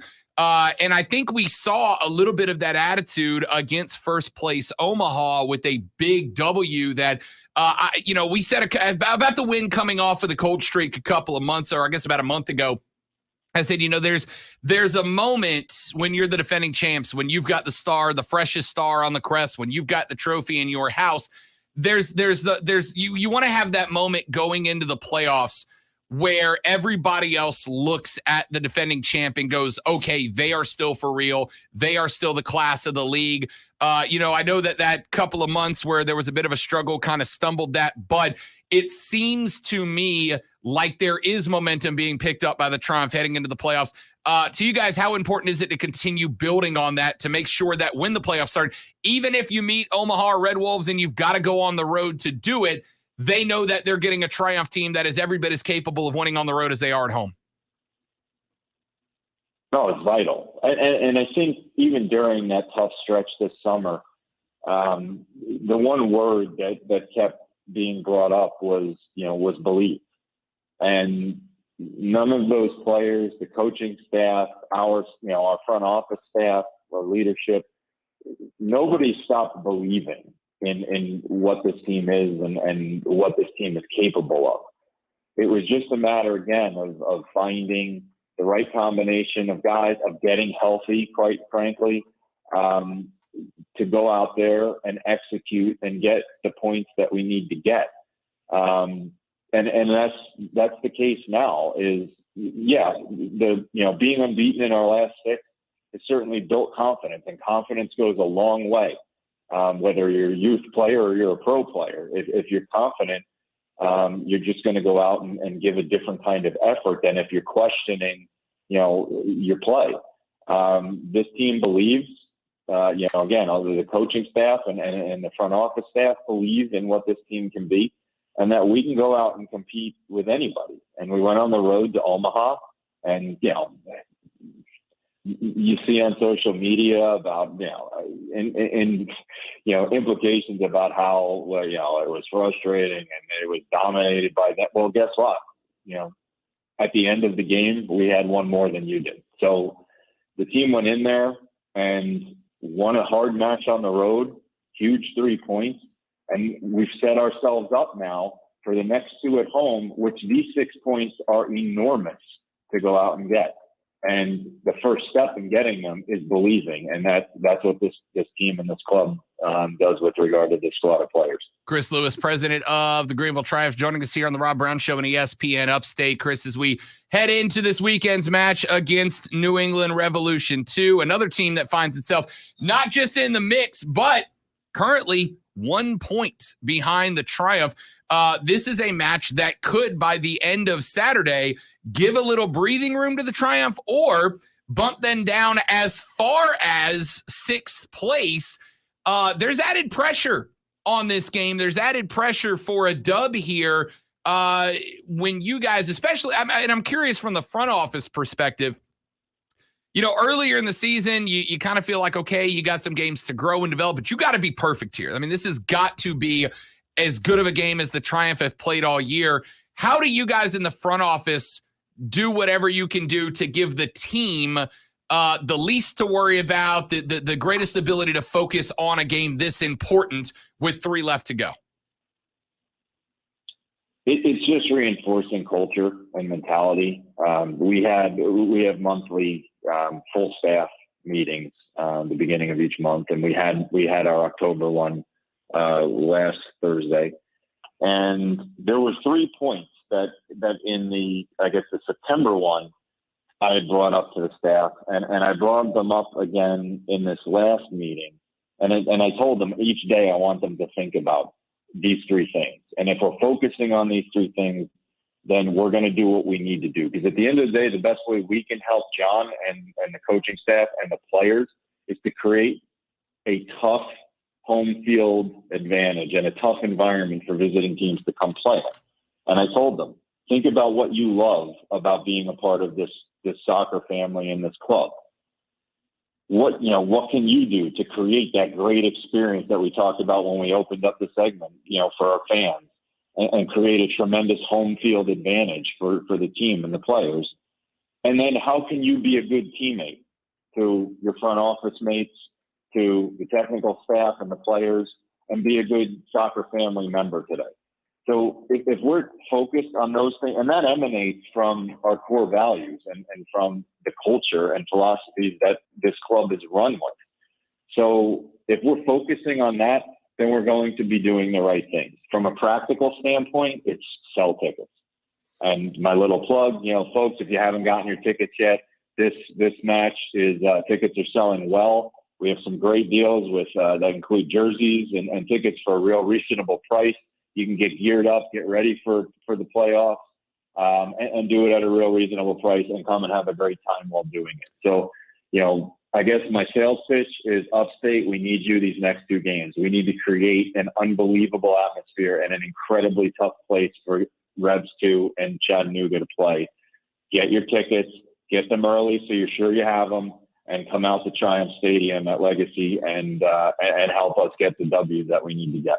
Sincere question, Chris, because, I know we've talked many times about the importance of having a good home field advantage and having a great supporter section, but having folks in the stands wrapped all the way around the field that are into the game.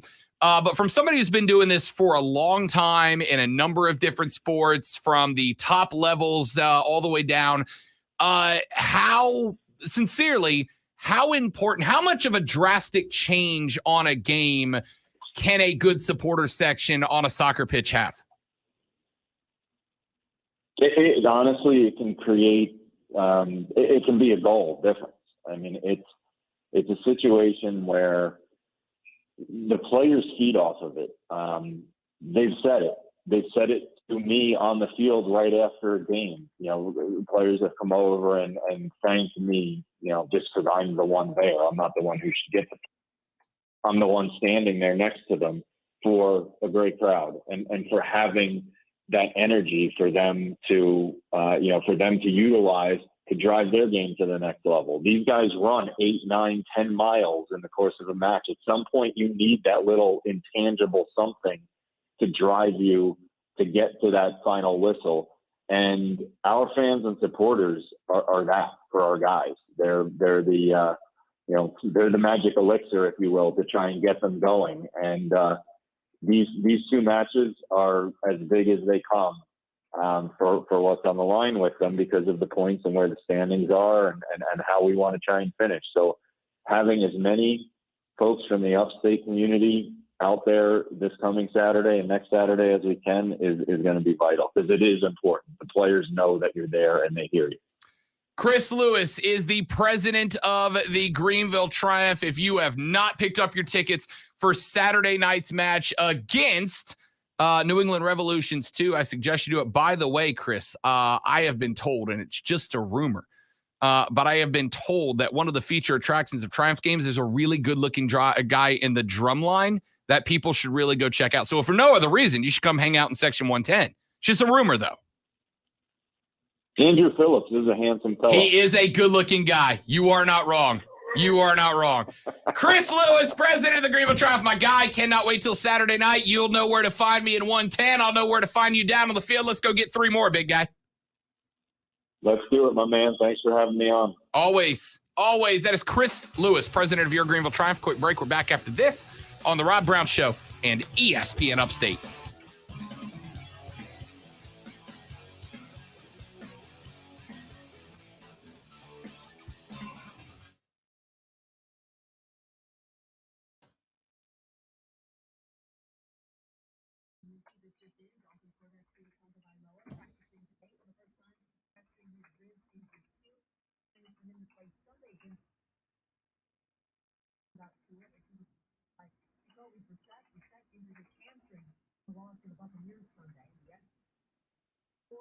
Is that both men will be available Sunday.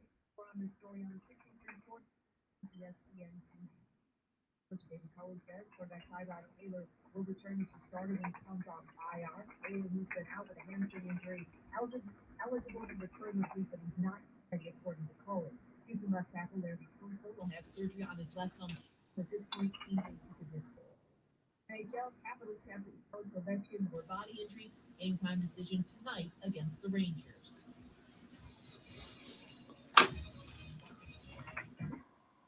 Bucky Studios and Upstate. SBN Upstate. Odyssey Station. Don't go through the fall months with that joint pain. Asking relief from joint pain. That's going to be interesting. Joe Burrow is on voice rest this week because of his got a throat contusion. So how does that affect how they call plays? So they got to go silent count every single time?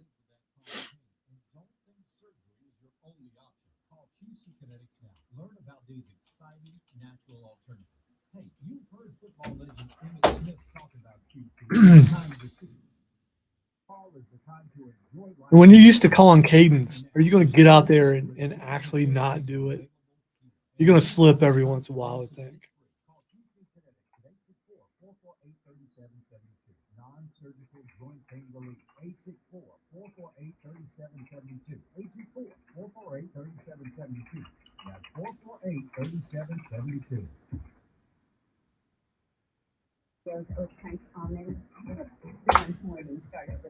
I just learned that multiple people within the D&D group that I'm DMing for have never watched the Golden Girls.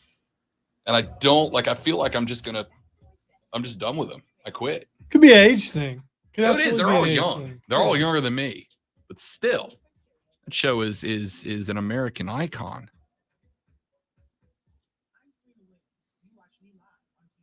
Who's your favorite, though? Blanche. Easy Blanche. Love Really? Blanche. Love Blanche. All right. I got to admit, I haven't watched in a while, so I forget what her name is, but Estelle Getty's my favorite. Sophia. Sophia. The oldest of the Golden Girls. The goldenest of the She's Golden an Girls. absolute snot. She's hilarious. Yes. Blanche always made me laugh, but I am always Blanche for a is the character. hoe, though, right? Yeah, she was. Yes. I am always for a character who is unapologetically themselves. Everybody else be damned, and that was absolutely Blanche. Even if it led her into some oopsie situations, I've been there, so I'm not mad about it. I love Blanche. And yes, we both have completely ignored Betty White. Love Betty White. Betty White is one of my favorite Americans, living or dead. Get that satisfying crunch. Now with 20% more honey. Try a delicious Nature Valley Oats and Honey Crunchy Bar with more of the honey you love. Making News is brought to you by LinkedIn Jobs.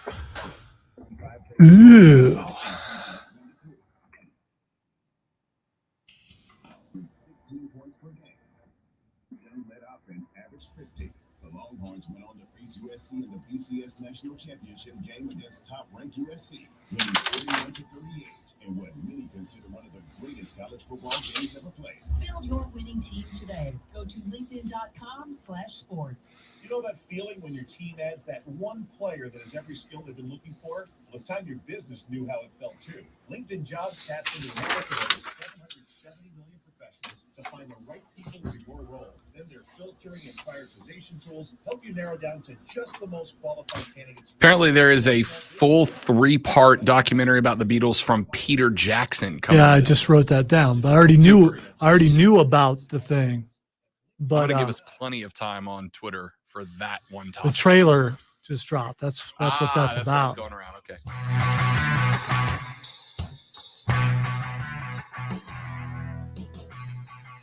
Away we go. Thanks for hanging out. Thanks again to Chris Lewis, president of the Greenville Triumph, for joining us here on the Rob Brown Show. Real quick, before we carry on with the show, want to remind you that you need to go to the Odyssey Network for the NBA Ultimate Insider Season Preview Show. The NBA edition brought to you by Odyssey and the Locked On Podcast Network. You can go in depth with dedicated shows for every NBA team, featuring local insights, not just from Locked On and Odyssey insiders, but from local writers as well. You want to know about your team, whether they are a contender, a debatable, a playoff hopeful, whether they're on the rise, or whether they've got to make a decision to tank or not to tank. The NBA 2021 Ultimate Insider Season Preview has dedicated segments for every team with Locked On and Odyssey talent, both nationally and locally, with timely coverage in the lead up to the NBA season. The Insider Show is already underway. You can go to Odyssey.com to pick it up, or go to the Locked On Podcast Network and hear everything you need to know about your team and all the teams in the NBA they will be up against this year. Get ready for the NBA season with the Ultimate Insider Season Preview 2021 with former NBA executives, respected journalists, local experts, as they break down every team from throughout the league. Go to Odyssey.com or listen to it on the Locked On Podcast Network. It is the Ultimate Insider Season Preview from Odyssey and the Locked On Podcast Network. Quick break. We're back to wrap up our numero dos after this on the Rob Brown Show at ESPN Upstate.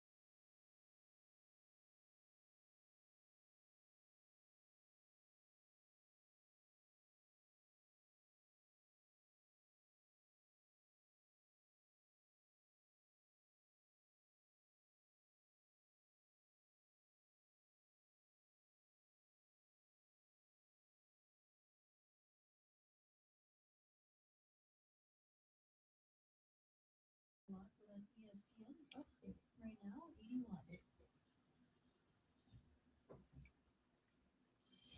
Keep up to date with every Upstate high school football game in real time. ESPN Upstate Score Stream. 2 for 2, boys. 2 for 2 in the trash can.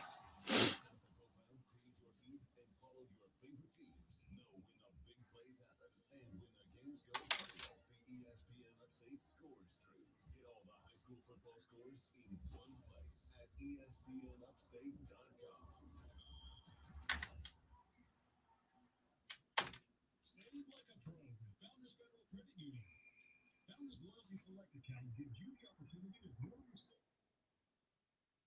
account.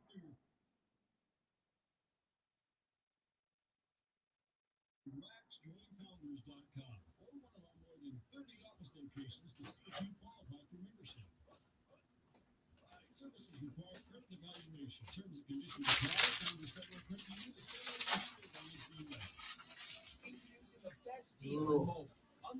I just made mine off the table. Oh, Zoe 1 for 1. Yeah, I couldn't bank it because it looks like you didn't take the track. Or no, we're engineering. I changed strategy, but I'm versatile. Agile, mobile, hostile. My game is multiple. Yeah.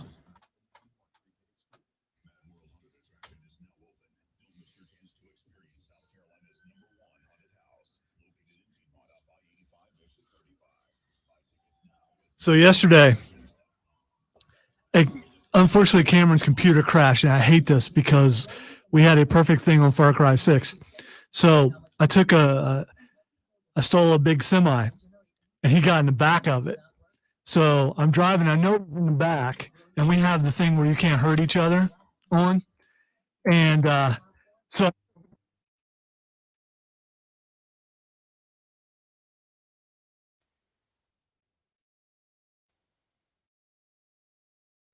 it wasn't completely, it was just halfway in. So the water was up just enough where he couldn't open the door, but he wouldn't drive. So then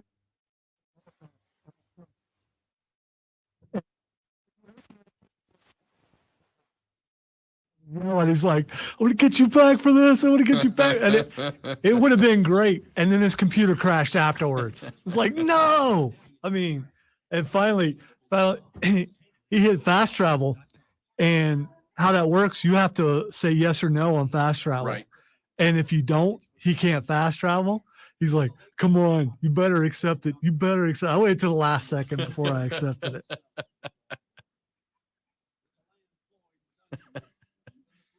That's a solid troll.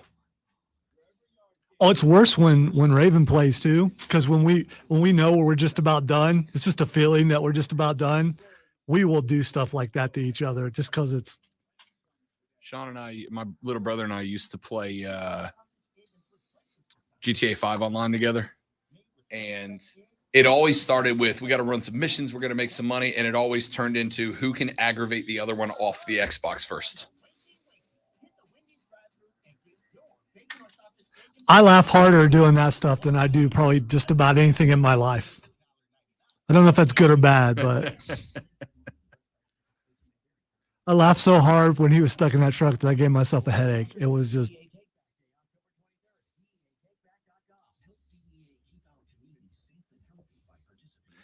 And all you could see is a silhouette in there. Could not see him. To see the silhouette and the truck's on fire and everything.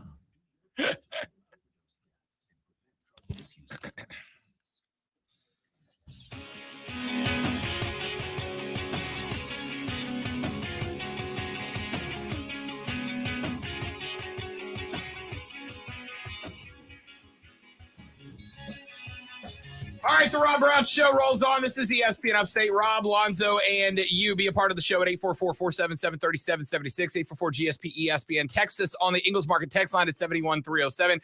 And tweet us at The Rob Brown Show, at The Rob Brown Show, at Lonzo on Word. We were talking back in the first segment about quarterbacks.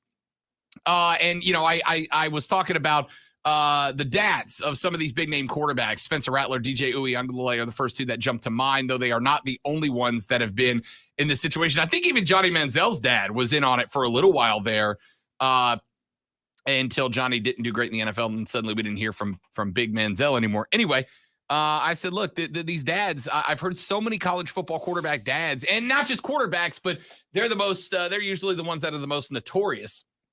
But anyway, I've heard so many of these dads that when they talk about the kids, it's we did this, we decided this, we made this decision, we did that. And it's kind of a weird spot. And I'm asking you guys less as a statement, more of a question. Is this helicopter parenting? And if so, is it detrimental to the progression, to the development of top tier athletes? I think it is, right?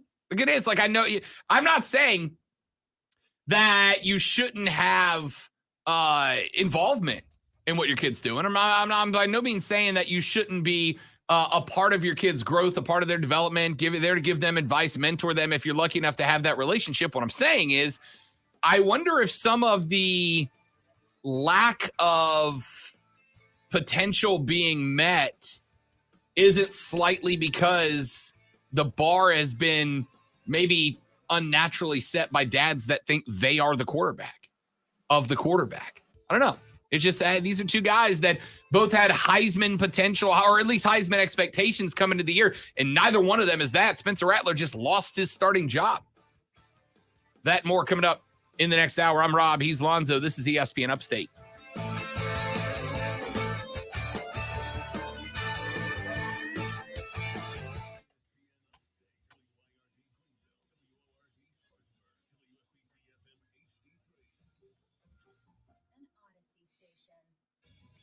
Mike Winklejohn announces on the MMA Hour that at least for the moment, John Jones is not allowed in the Jackson Wink gym. Remember, he got arrested. He got arrested like 2 weeks ago, didn't he? Yeah. 3 weeks ago. At what point do you say again? I think with him, just every time got arrested It's again. Yeah. See, Liddell got arrested last week too. Didn't see that. Chuck Liddell got arrested.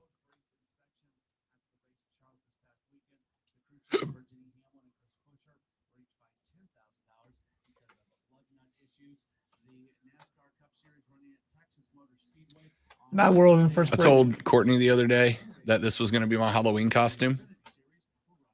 She told me no. I told her I was going to go get fake blood and just make little cuts in my forehead. She told me I couldn't do it. Dusty Rose, American I gotta Dream. say, you can do the accent, but you don't have the body type to be Dusty. I'm not too far away from it, though. I'm about 3 apple strudels away from Dusty Rose. It doesn't matter. He's still. I mean, there's a thickness to it that I just don't think he can pull off. Dusty Rose, the American Dream. Right now, if you do it, you look like one of those two guys. I'd look like Cowboy Bob Orton if I did it now. Well, maybe. I was thinking one of the two new NXT guys that are the brawler guys that are always in the bar. You just look like one of them. I don't remember their names. Obviously, they're not that memorable since I can't remember their names, or I'm just old.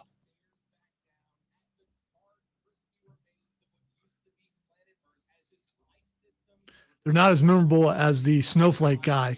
I can't remember his name either, but he labels himself as a snowflake. You haven't watched NXT. I haven't watched it in a couple weeks. Yeah. To be honest. I had to tell you, it just there were a couple really good matches last night. Yeah.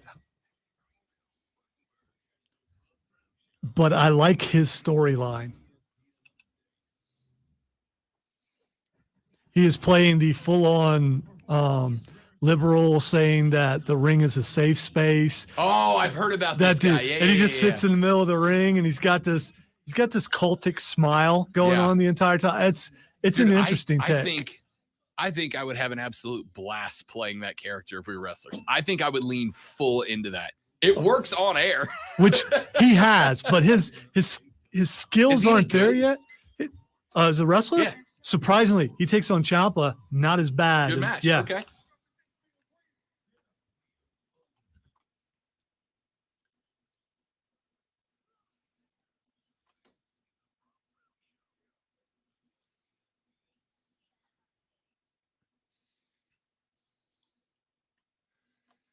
Let's rock and roll. The third, the final, the best of money hour of the Rob Brown Show is right here on ESPN Upstate. Hello, Upstate South Carolina. I am Rob Brown, the Alpha and the Omega of ESPN Upstate. The great one, Lonzo, is directly across the glass from me.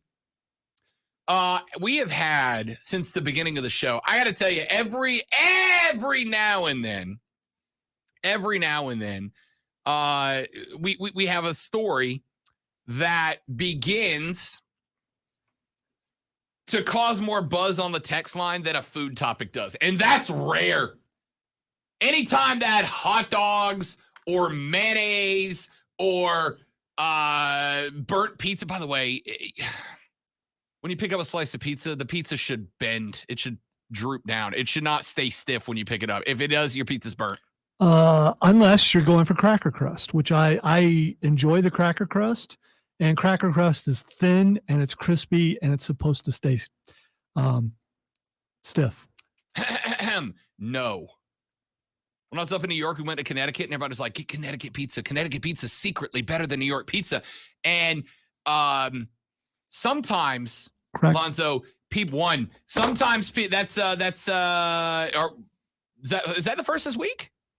I gave myself 2-1. It's I 2-1. gave myself one that you didn't see. It could be 1-1, but then I slammed my hand and hurt my my bowling fingers. It's 2-1 on the week. They said go to Connecticut. It's secretly better than New York pizza. And we went to Connecticut and we got Connecticut pizza. And you know what they said to me? They said Connecticut pizza comes with no toppings. It's just cheese and tomato sauce.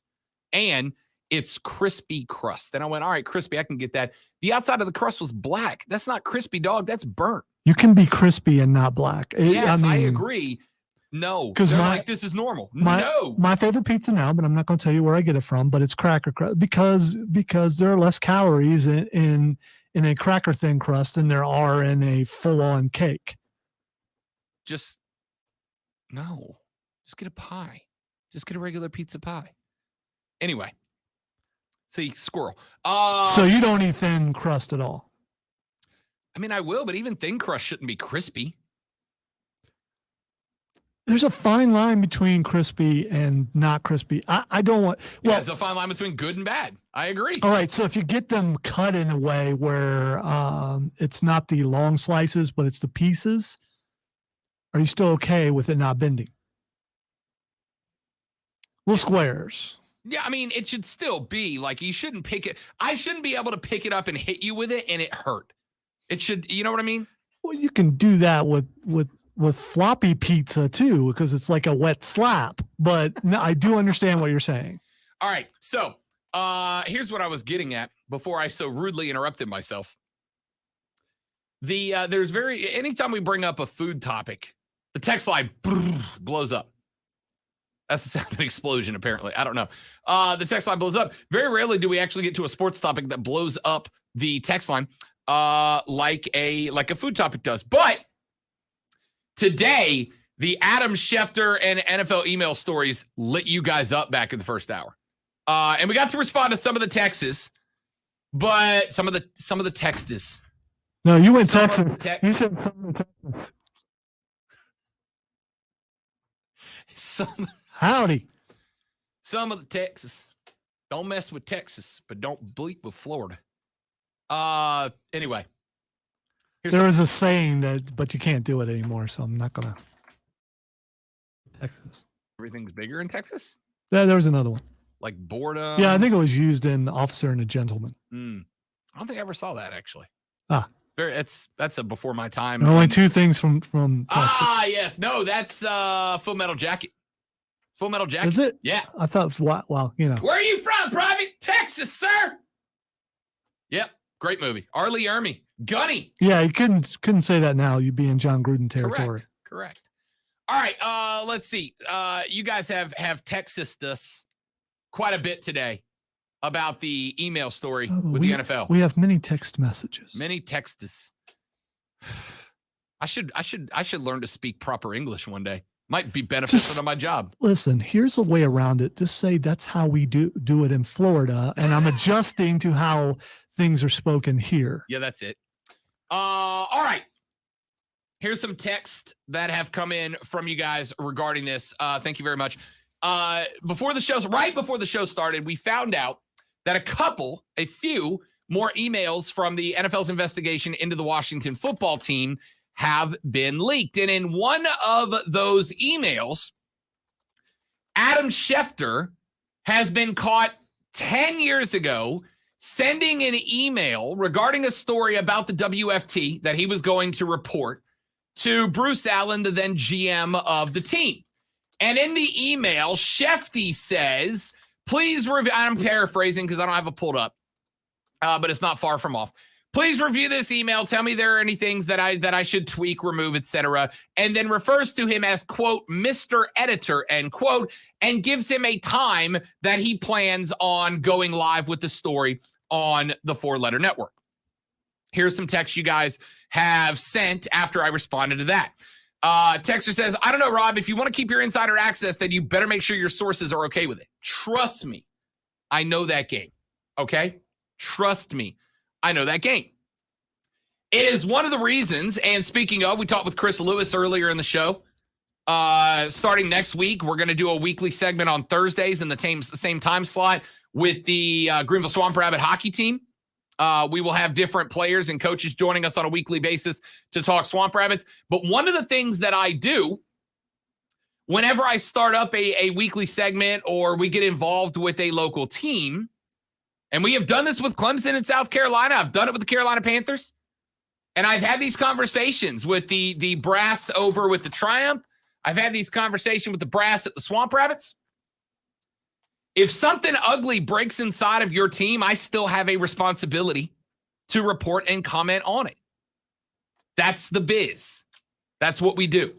If something ugly happens inside of the Triumph or happens inside of the Swamp Rabbits or the Drive or a local high school or Furman, we have a responsibility to talk about it, not to shy away from it. And I understand that depending on what that story was or is, I would take a real risk of losing my access to that team. But that to me is a responsibility we have in this job. And that's kind of the responsibility that I had, or that I believe was had by Adam Schefter. But I also get the other side of that. Adam Schefter is getting paid a lot of money every year to be the guy who breaks stories out of the National Football League before anybody else. And if Adam Schefter wants them paychecks to have 6 zeros on it moving forward, then Schefter needs to have that access. And I understand. I don't say I agree with it, but I understand why a guy in a position like Adam Schefter might feel compelled to make sure that the folks that give him insider access are happy with the results of said insider access. Because if Schefter tomorrow comes out and says, let's say theoretically, Schefter comes out and says, I made that mistake 10 years ago. I've done it a couple times. I recognize why it is a threat to my journalistic integrity. I apologize, and I promise you moving forward, I will not give you NFL watered-down storylines. I will report the facts as I get them. Well, I got news for Schefter. You'd probably lose the access that gets you those stories that make you Adam Schefter. You know what you would be? A regular journalist like the rest of them. But if you are somebody like me, who has trusted Adam Schefter for years because he's got verified information, when he's ending interviews to take a call about a story that you see break on ESPN 10 minutes later, you trust him. And this is a damage to that trust. I don't necessarily consider it like Adam Schefter is irredeemable as a journalist in my eyes, but I do look at it as if Adam Schefter comes on SportsCenter tonight and says, big breaking story out of NFL team X, here are the deets, I am now going to look and go, are they though? Or are that the deets the NFL wants us to know? All right. So earlier he threw a tweet out, a story. And as soon as I saw it, I shook my head. Like, should I believe anything in the story? It's already happened. Yeah. Yeah. Good point. That's exactly right. Texter says one NFL team is always in trouble for racism, gay bashing, and sexism. This is nothing new. Look no further than your Carolina Panthers a couple of years ago. The NFL will sweep it under the rug, wash, rinse, repeat. Yes and no. I agree with you to some extent, but remember, the guy who got in trouble for that in Carolina. 650,000. Do what? 650,000. Yeah, that's a lot of emails. Yeah, a lot of emails. Ain't a broom big enough for that. No, I'm just saying. Yeah, you ain't sweeping that many under the rug. Again, you were talking about Richardson. Chucky's out of his job. Richardson was forced to sell the team, right? Which honestly, if in this email or this texter is correct about that, that was the exception, not the rule, right?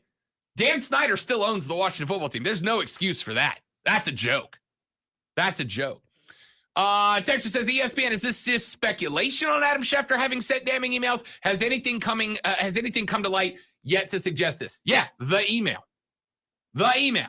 It is directly quoted by the LA Times with the message that Schefter sent to Bruce Allen that said, look this over. Tell me if there are any tweets or omissions I need to make. And we'll go from there. Mr. Editor, quote unquote. Called him Mr. Editor. That's the email, not speculation. Texter says, do you think Bill Belichick even uses an email address? Guy probably writes letters. Yeah, if you see his living room the other or was it his kitchen? Yeah, for the year. draft. It's like, he just had that one laptop set up, and I'm like, that's your war room, Bill? Things got the memory of a potato. Come on, Bill, get it together. You got a whole IT team. Texter says, regarding The Office, Lonzo, you have to get past season 1. His character changes and is much better after season 1. I agree. Season 2 is where it really picks up. 2 through 5 are good. 6 through 8 go downhill, but the final episode of The Office is one of the best series finales ever. This is a problem with a lot of these series. When there's so much hype around them and people really, really like them, and they want you to like them too, so you go in with expectations, and then it's the equivalent of the Snyder Cut to Rob Brown. Texter says, I have no problem with what he does personally, and I think most people probably don't either. Does journalistic integrity even matter anymore? Look at your major news outlets. It's just to be the first to tweet it. Does it have to be sourced to correct? Just tweet it. Kinda. But here's the thing. Schefter has always sold his information as correct. If you tweet something first, but you're wrong, it's usually called out. Doesn't always mean that it is retracted. Doesn't always mean that the person gets hit for putting out false information like they should. But Schefter, as far as we've been able to tell, has always been correct in what he's reported. Now we find out maybe it's correct via omission, right? Maybe there were details he did not put out. And I'm not even saying he didn't, that story that he reported. We don't know what the details were that Bruce Allen may have asked him to omit or to tweak. We don't know. We just know that he got asked if he wanted anything omitted or tweaked. And Schefter said, let me know before 7 p.m. when I go live with the story. Again, why was Schefter targeted? Why was John Gruden targeted? Yep. There's something behind. I agree. And the Schefter one's weird, right? Because Schefter in this email is proven to be a positive voice, a positive PR guy, trumpet for the NFL. So this kind of, I think this kind of chips away, Lonzo, at the NFL will be targeting people theory, because Adam Schefter should be the last guy they target. He is the biggest voice in NFL news, and he's clearly, at least he used to be, unless he has changed in the last few years, which we have no way of knowing. Schefter was one of the most useful mouthpieces for the NFL they have ever had. Why would he be a target? Unless you want to say trust no one. If you saw it all John Gruden, like he was above it. And again, I'm reading into expressions. Yeah. I'm reading into tones, and whoever it is that's leaking is like, okay, you want to play out there. I don't know. But that's also just Schefter's delivery. He never really seems negative. Like, even when he's reporting negative stories, he never really seems, it's just the way he delivers things. Texter says, how do we know Rob and Lonzo aren't in on it? Maybe all local affiliates are trying to distract us from the real story. Conspiracy. We're not. Lonzo and I don't get paid enough to cover. Yeah. Texter says, I really don't even know what Adam Schefter did that was wrong. Suspend him for what? Take him down for what? Neither of us has said take him down. All I've said is, from this point forward, when I read a Schefter story, I will be doing so with great skepticism moving forward. Which is, in essence, kind of taking him down, because he's lost esteem. Credibility. Yeah. I'm not saying punish him. I didn't say suspend him. I didn't say fire him. I didn't say blacklist him. I simply said I will now view his stories with more skepticism as before. Texter says, aren't you guys ESPN? Is it dangerous to talk about ESPN proper like they are covering the Schefter story? Well, as we said earlier in the show, much like I said about our local sports teams, at the end of the day, transparency is important to me. That is the reason that Rob Brown on air is not a character. A lot of the guys you see in sports media portray characters. I have met guys from the media that ended up being completely different people in real life. It's happened all my life, broadcasting life. You don't get that from me. Meet me in public. Ask anybody I've made friends with here in the GVL. Who I am off the mic is who I am on it, because transparency is uber important to me. Very important. Admittedly, I'm a little bit different. I'm just quieter. Correct. But still, but when you talk, you say the same things you would say in the office. Yeah, in a public setting, I'm just a little bit quieter until I get to know you. Right. Like, Lonzo hasn't created a character that is different from his real life to fit in better with me. Lonzo and I will both tell you, like away from the radio station and video games and wrestling, we have very different lifestyles and choices and philosophies about life. But he's the same guy on the air because it works better that way. And transparency is important, right? It's important. ESPN they are allowing him. Are they allowing him, or is he doing what they need him to do to maintain ESPN NFL relations? To me, that might be the most interesting part of the story. Is this something ESPN knew about and was cool with because it put them on good graces with the NFL, who they have multi-million-dollar contracts with? Did they not know about it? And Schefter was doing this while selling himself as a verified journalist, or was it somewhere in the middle? And we can't know that yet. Do you find yourself, whether you want to admit it or not, and I'm not specifically talking to you, I'm also talking to the listeners, wondering what's next? What's going to be the next email? You have to, right? Yeah. I mean, there may not be another one. Oh,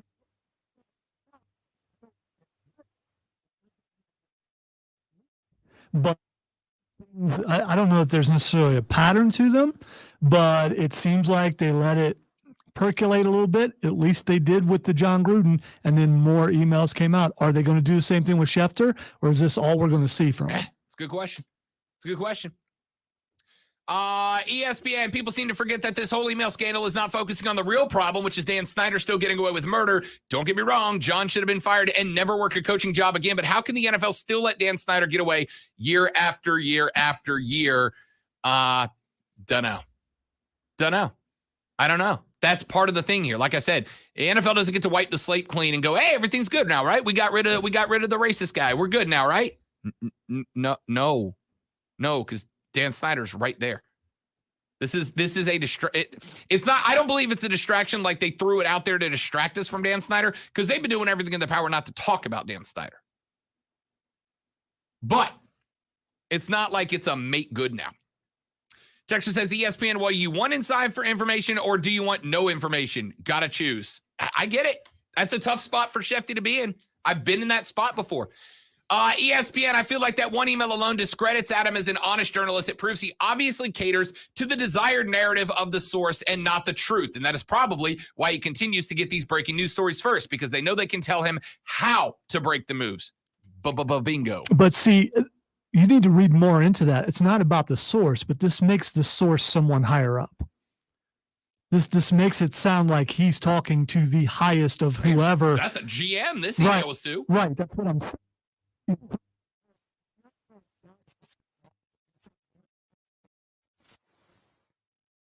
I heard in the locker room yesterday. Right. That's a GM. The only guy higher than the GM is the freaking owner. That's a fact. ESPN, until additional stories containing false information published after receiving NFL brass's approval, the Schefter story is pointless. He very well could have verified the info elsewhere and is trying to make Allen feel important. I'm going to disagree respectfully with you there. I mean, yeah, I'll tell you this. The last move I ever made when I was a real journalist, the last move I ever made before I went on the TV news with a story, right? My videos always ran in the 5, 6, and 10 o'clock news. And if I had a story that I was like, this is a story that's going to gain traction in the community, the last thing I did, Lonzo, was at least 2 hours before I went on TV, I would call the subject of the story and go, here's the story. Here are the facts I've gathered. Would you like to comment? Would you like to verify? Would you like to dispute? It would be one thing if Adam Schefter wrote Bruce Allen and said, tick, tick, tick, tick, tick. Hey, here's my story. Here's my information. I don't know why I feel like I'm miming typing. I have a keyboard. I could just actually type. Here's the information I have. Would you like to dispute it? But he didn't ask Bruce Allen, would you like to dispute or comment? He said, change it as you see fit. Tell me what to tweak, Mr. Editor. That's not great. That's not great. Not a great way to do it. So,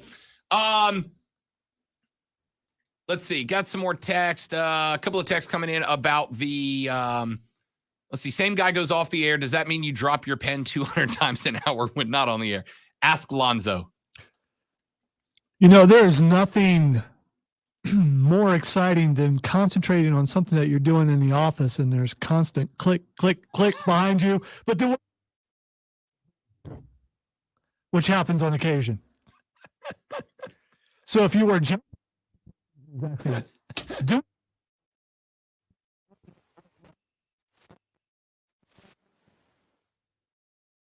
I comment on that. Texas says ESPN, listening to Rob try to get through this segment is like sending my kid upstairs to his room to change clothes, then going up there to see that he's just taking them off and is playing with a poppet on the floor of the bathroom next to the dog. Fine, I put the pen down. Okay. What's a puppet?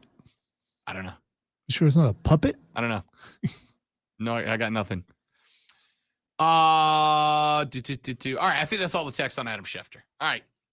By the way, Texture says adults don't compete with your adults. Don't compete with other adults through your children. Yeah, it's not a prize, dude. Like Big Dave and Mike Rattler, stop putting your kids up against. I will say there is a prize for them at the end. It's like a new house and a new car, and maybe that's what they're, Fair. God, just Fair. I mean, so there is kind of a Mike's prize. riding that meal ticket to the NFL, isn't he? And finally, Texter says, Rob, it's parents trying to live vicariously through their child, and with the advent of NIL coming to college athletes, it has just caused these types of parents to throw kerosene on the already raging fire they started when their child became the superstar. What parent isn't going to get involved when your child is handed $1 million before he ever starts his first game as quarterback? Between the transfer portal and the name, image, and likeness availability, college athletes and their parents are chasing rainbows now more than ever. Interesting point. We'll debate that when we come back on the Rob Brown Show on ESPN Upstate. Matt World.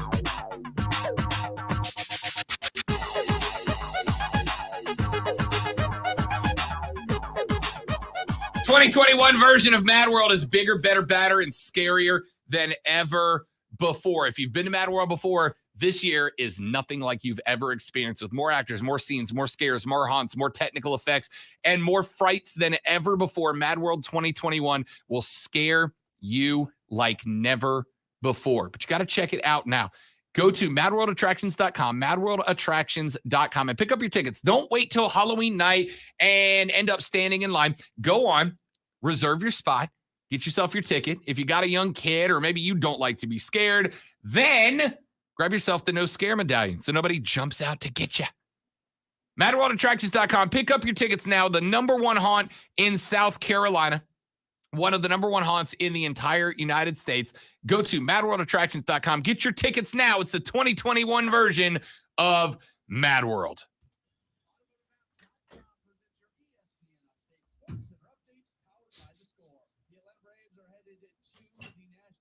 Championship series. They knocked off the Milwaukee Brewers yesterday by a 5-4 score. They win that NLDS 3-1.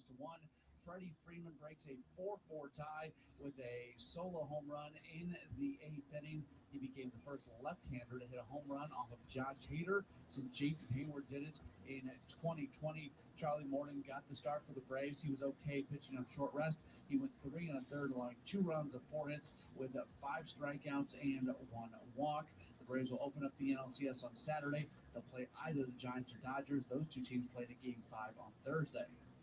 Download the Score app today. Lightning fast sports alerts so you never miss a thing. It's why the Score app is one of North America's most popular sports apps.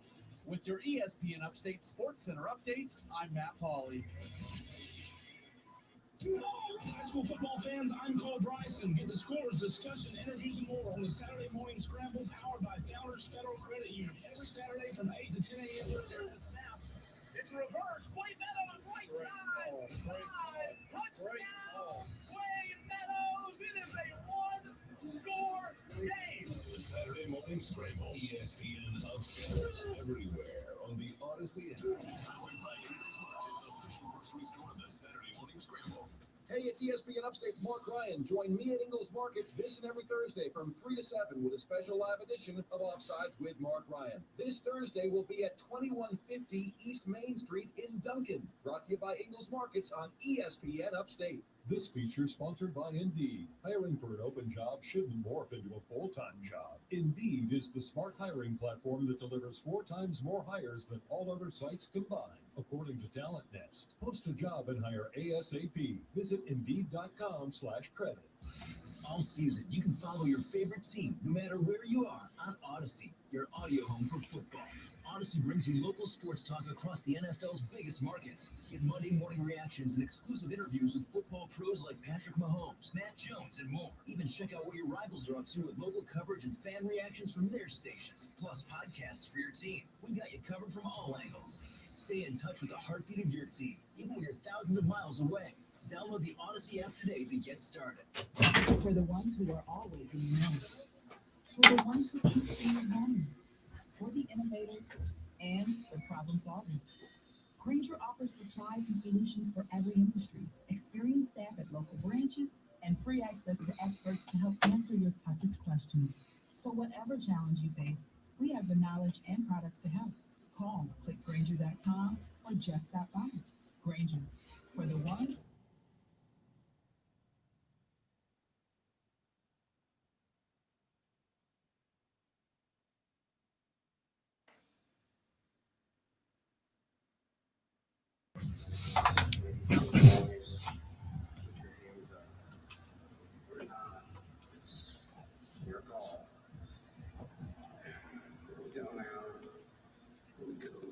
Switch to Progressive today. Progressive Casualty benefits.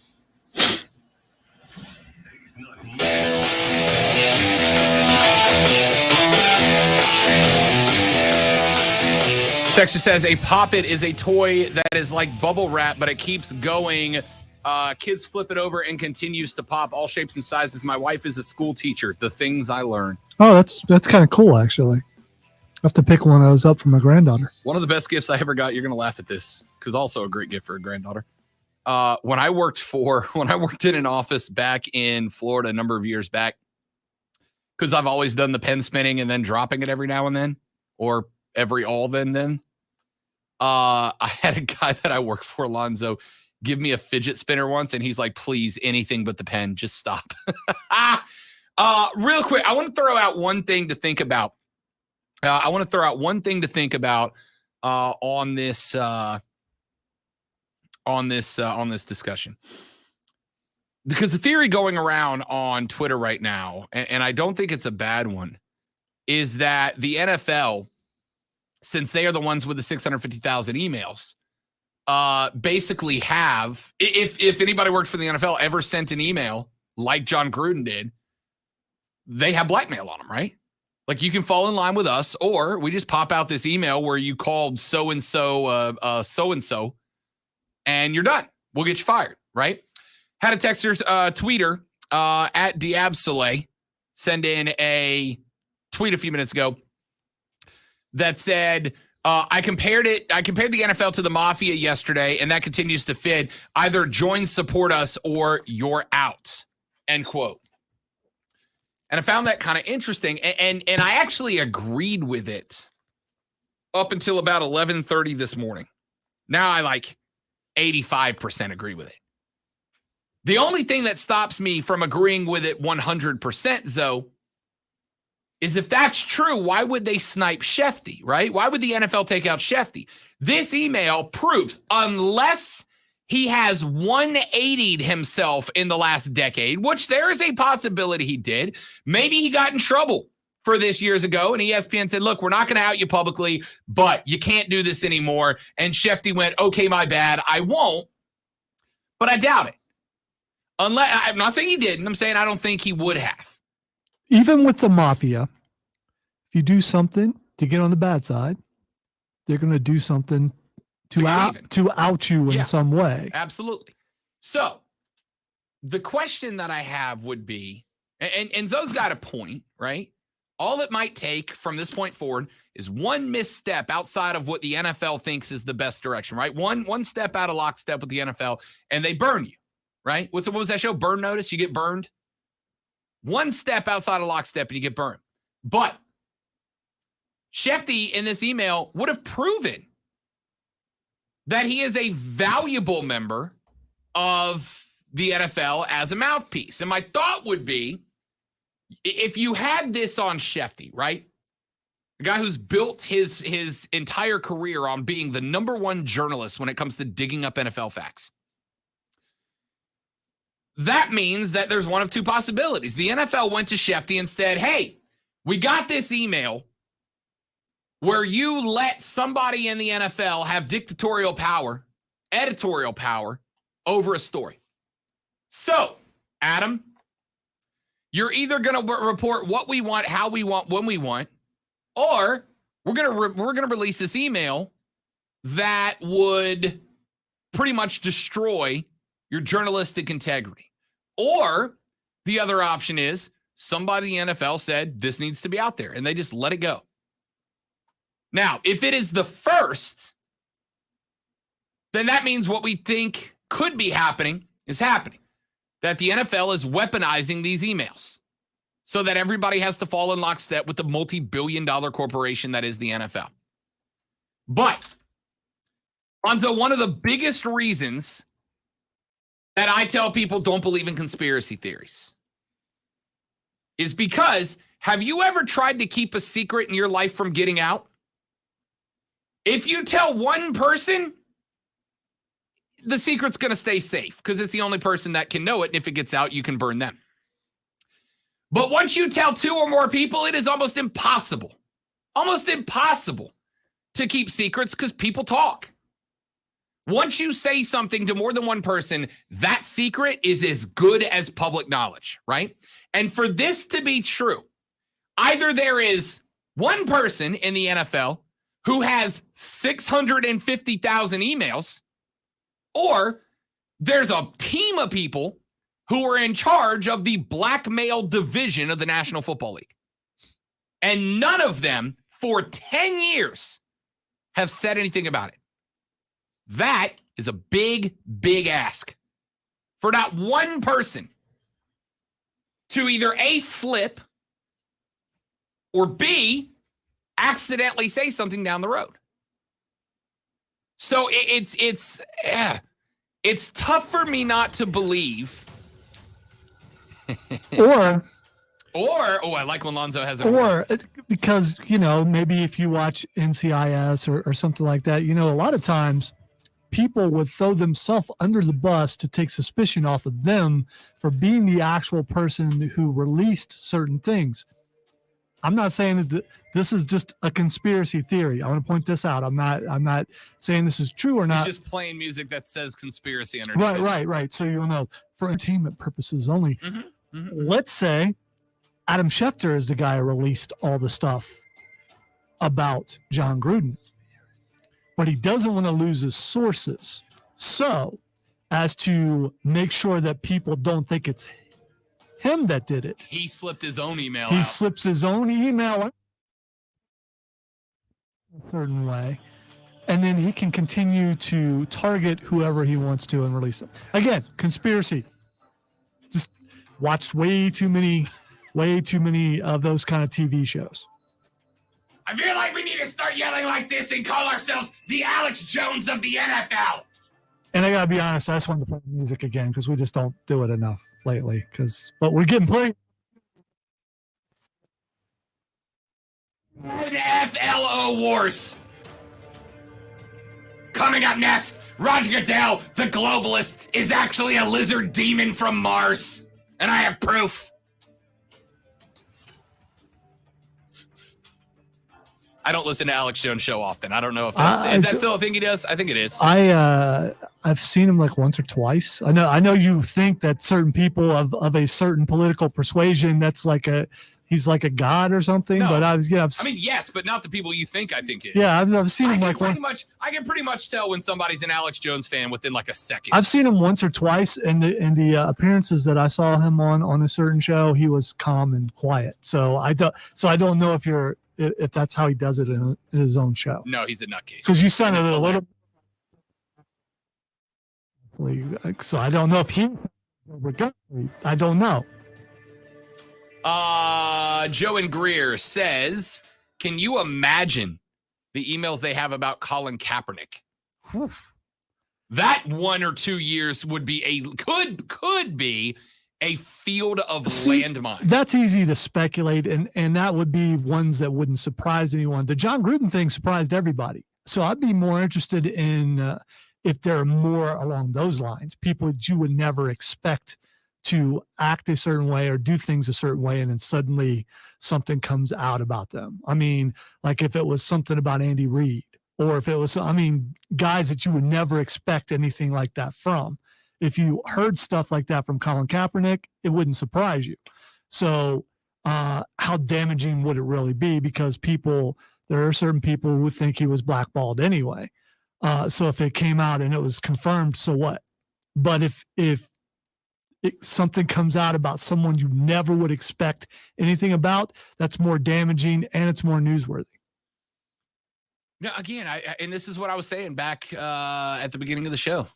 As an NFL fan, prepare yourself, because if somebody figures out a legal way to get these emails, hell, an illegal way. Somebody's leaking them. Yeah.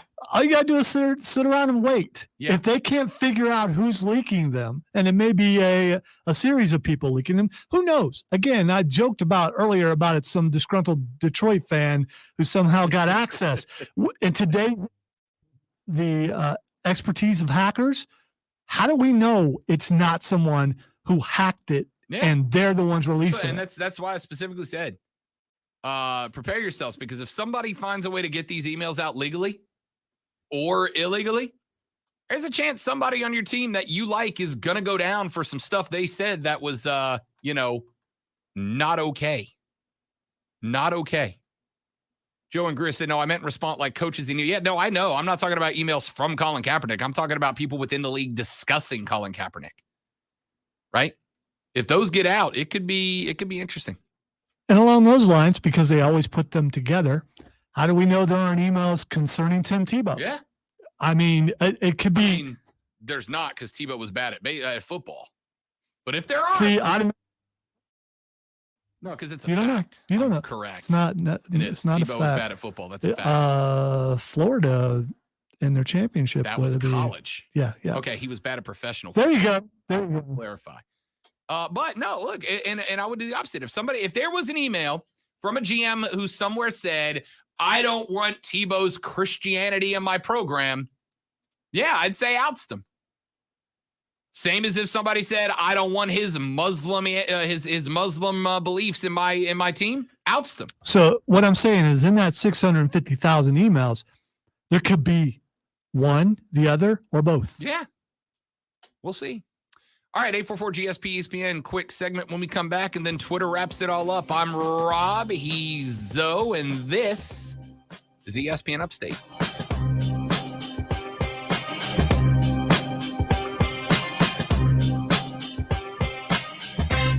It's all an evil plot by Adam Schefter himself. Shefty's taking the world down and ramen. And when he's found out, he's going to get that arrogant smile and say, hey, you got me. That arrogant smile.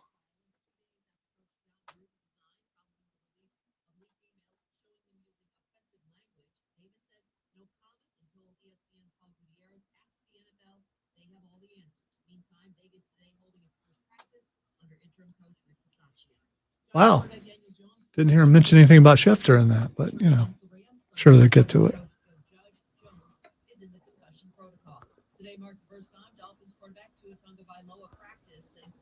Fight it, kid. You got it. I'm worried about what it might be.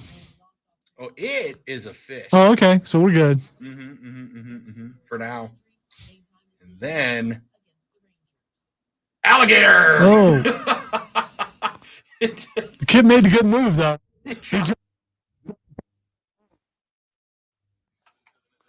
And then the alligator takes the pole.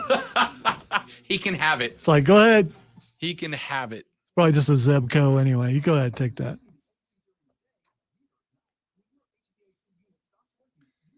Have you watched Squid Game yet? I have not, and this part of it's contrarian in me. That everybody likes it. It's so popular that I'm afraid that I won't like it.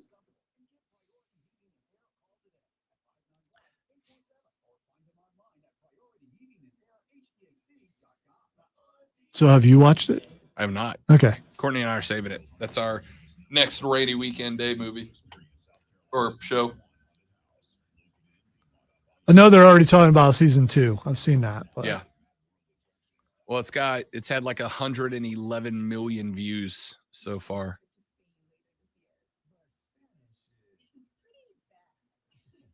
When you learn a language, you want to actually use it. Babbel is designed with that goal in mind. Babbel's conversation-based method teaches you real-life words and phrases. And with Babbel's interactive, bite-sized lessons, you'll remember what you learned. ¿Cómo te llamas? ¿Cómo te llamas? ¿De dónde eres? ¿De dónde eres? No matter your learning style or experience level, Babbel has lessons designed for you that will get you speaking quickly and confidently. I tried learning Spanish before, but I couldn't stick with it until I found Babbel. There's no easier way to learn another language. Now Katie Couric is trending. because she cut quotes from Ruth Bader Ginsburg in an article. Cut quotes? Katie Couric says she cut quotes from an interview with RBG in 2016, where the Scottish judge said that kneeling during the national anthem shows a contempt for government that has made it possible for the parents and grandparents to live a decent life. I'm only pointing this out to you because I wonder if now journalists are under fire. They may not have been under fire for about 9 years. They may not be related, but it's kind of funny that these things are trending on the same day.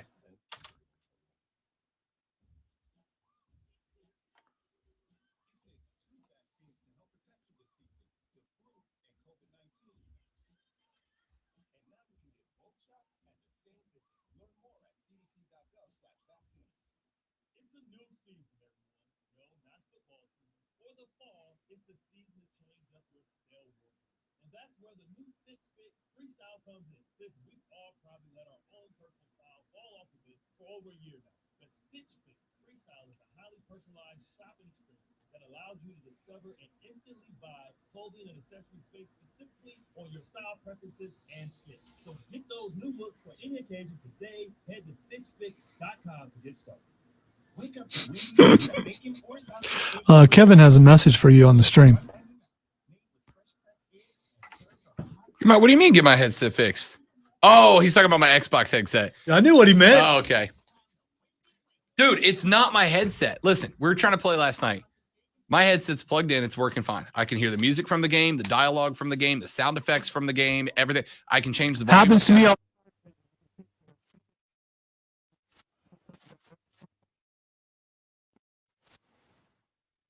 Fine. The only thing I could not hear was them in my party trying to talk to me. That's the only thing I couldn't hear. Everything else was perfect.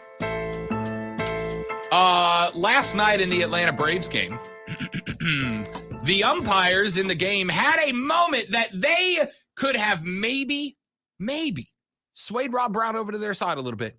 Maybe swayed the robo-ump guy over to their side. And yet they found, once again, new and creative ways to screw the pooch. Adam Duvall, bottom of the fourth inning in a must-win NLDS Game 4 for the Brewers. They trailed the Braves 2-1 in the best-of-5 series. Duvall took a pitch from Eric Lauer and pitched it straight up into the air. Catcher Omar Narvaez gave chase, but he could not come up with the ball. It hit off his glove, and it bounced away from him. Well, third baseman Luis Urias did so, except for on replay, the ball clearly hit the dirt.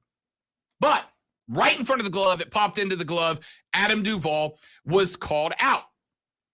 On the instant replay, which was widely available from multiple angles, it was very clear that the ball hit the dirt right at the edge of the glove of Urias and then rolled into the glove.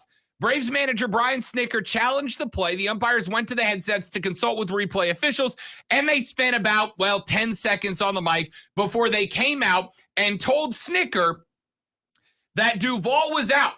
Because while replay officials did see the ball hit the dirt, that is not a reviewable play in the first place, hence the brief consultation. Infield pop-up plays are not eligible for review, according to the MLB rulebook. Quote, catch plays in the outfield. An umpire's decision whether a fielder caught a fly ball or a line drive in flight in the outfield before it hit the ground is reviewable, but fly balls or line drives fielded by a defensive player in the infield, not eligible for review. So, instead of facing an 0-1 count with no outs and a man on first, Duvall recorded the first out of the inning. The Braves would go on to load the bases and score 2 runs in the fourth to tie the game at 2 apiece, so it wasn't a total loss for the ATL. But had replay officials stepped in, corrected an obviously incorrect call, the Bravos now have men on first and second with no outs coming into the heart of the order. It was not good. It was not good. If the umpires go, the ball hit the dirt, it's 0-1. Like, I get the rule book says what the rule book says, and I get the argument that if you overrule one rule in the rule book, then who's to say you don't overrule another? But dude, that is a moment. You want human element of a game, Lonzo?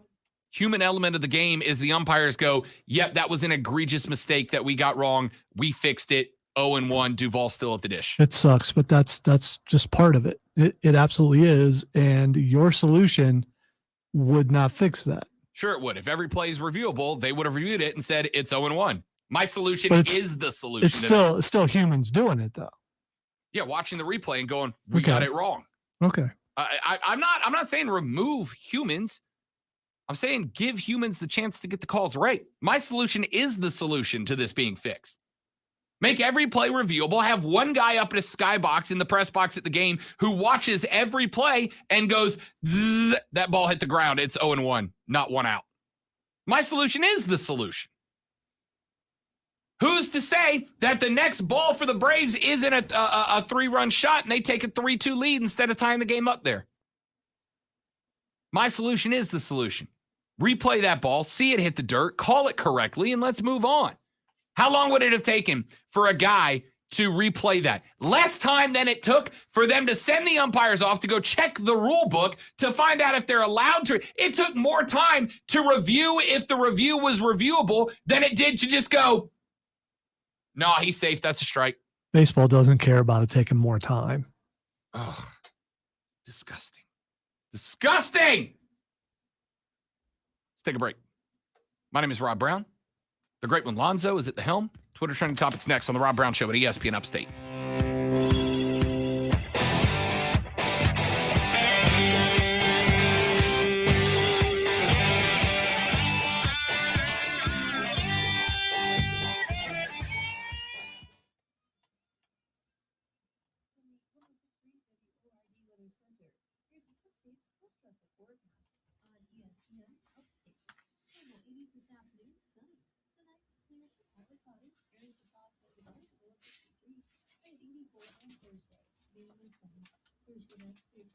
Son of a gun. Dude, Chicago is playing at the Peace Center tonight. You got to be kidding me. Dang, gummit.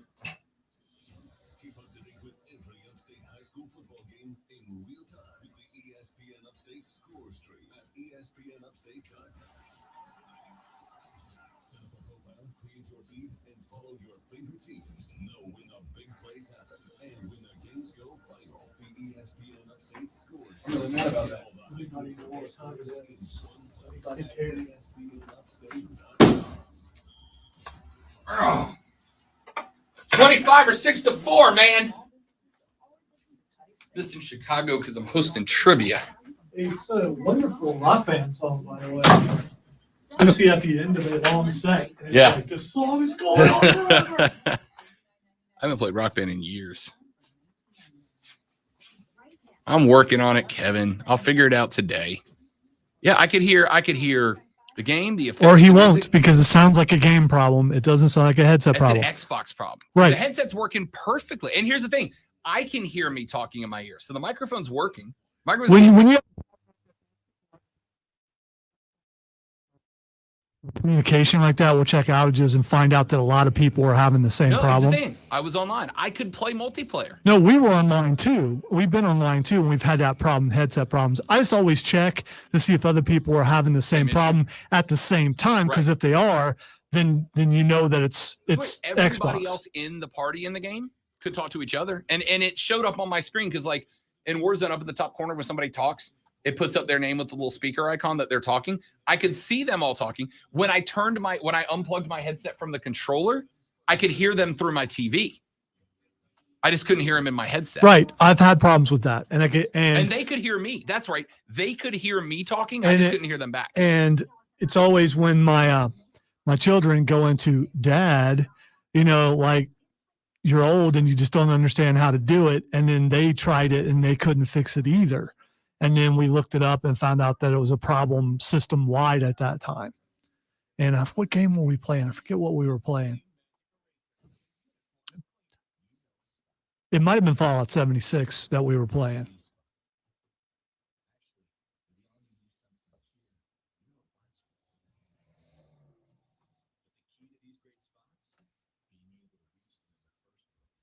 I was like, what is this guy doing? He green screened himself so he could be on a Zoom meeting while he's at a game. That's hilarious, unless you're the guy sitting behind him. It's got to be a skit, but it's incredible. Yeah, it's a skit, but it is cool. The only reason why I know it's a skit because he's overplaying the eating of the hot dog.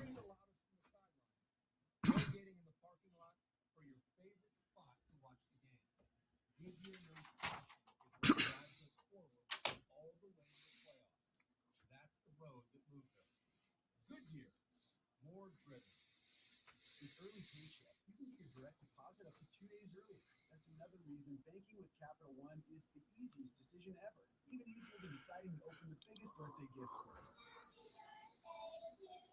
Which one are you going to open first?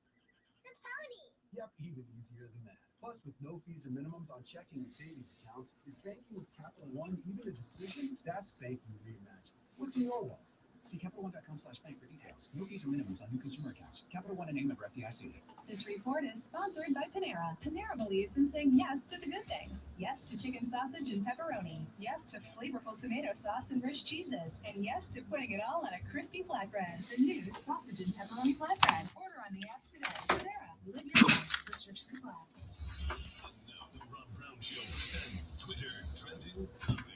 All right, lots of things in Twitter trending topics to talk about. It's what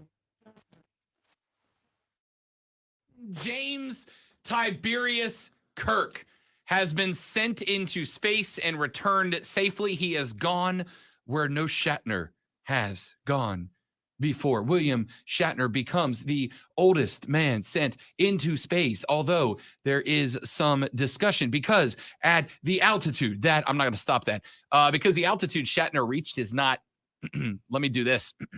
Well, actually, the altitude, that's not how you do it. The altitude that Shatner hit is not technically considered space. He was still within Earth's atmosphere. But to those of you that are saying that, I offer this rebuttal. Shut up, because it's William Shatner. All right. Now, I will say this. If we are creating a list of people that we are going to shoot into space, I've got some ideas who to put on it. I'm sure you do. And I bet my list would be different from your list. One of the scary, we were watching it, was when the pod was coming back down, didn't realize there was a secondary chute that's deployed. And when that secondary chute happened, I was in WRD with Tim. I think it was just an explosion. With Tim.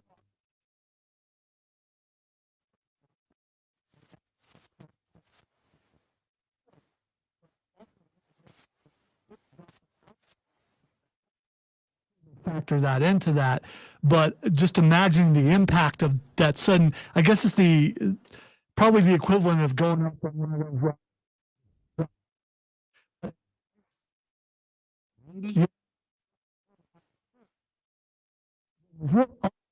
They had the MPHs on side, so you could see how much it slowed down after they deployed the secondary chutes, and how it got down to between 12 and 13 miles an hour before it hit. But it hit. No, it's no slow. Yeah. It's not like a slow set down. Even with the secondary reentry rockets firing, it's still a pop. But there was no way James Tiberius Kirk wasn't going where no Kirk has gone before. Absolutely. The next thing trending is something really popular on the next show, No Bra Day. I defer to Diesel. Because I'm sure that they do some segments on that. And if someone gets mad about me saying that, no, you're all right. And probably the final we have time for is the Beatles Get Back trailer from Peter Jackson. Yeah, this is kind of cool. Back in the early 70s, the Beatles allowed a camera crew to come in and sit with them while they were doing a recording session, a writing and recording session. And that footage has found its way to Peter Jackson. And Peter Jackson has put together a 3-part, I believe it's 3-hour, 3-part documentary about the Beatles based on the footage of them sitting and having a writing recording session. Now, I will tell you, though, I'm a bigger fan of the early bubblegum Beatles than I am the LSD Beatles. Although I love, Lucy in the Sky and Sgt. Pepper and all that. Big fan. I just always love the bubblegum Beatles. I'm a big fan of feel-good music. So the 70s Beatles less intriguing to me than the 60s Beatles and the specifically the 50s Beatles. All of that being said, this is something that's way up on my list. This has got the potential to be very cool. And if there's a filmmaker out there I would trust to put together this story, it's Peter Jackson. Absolutely. Right? Yeah, I've been looking forward to this for a while. Can't wait to watch the trailer when we get off the air. Yep, it's going on Disney Plus, I believe. Going on Disney Plus, drops in a couple of weeks. So you better believe that is A+ material for your boy. USA v Costa Rica tonight, 6:30 p.m. We'll have a full breakdown of that tomorrow. Dabo went in on a reporter earlier. I'll tell you on what tomorrow, as well as what's wrong with the Carolina Panthers offense in the third quarters.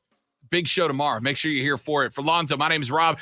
Diesel and Mark Ryan up next with Offside. Stay tuned for 4 hours of sports talk greatness. You've been listening to The Rob Brown Show on ESPN Upstate. Later, brother.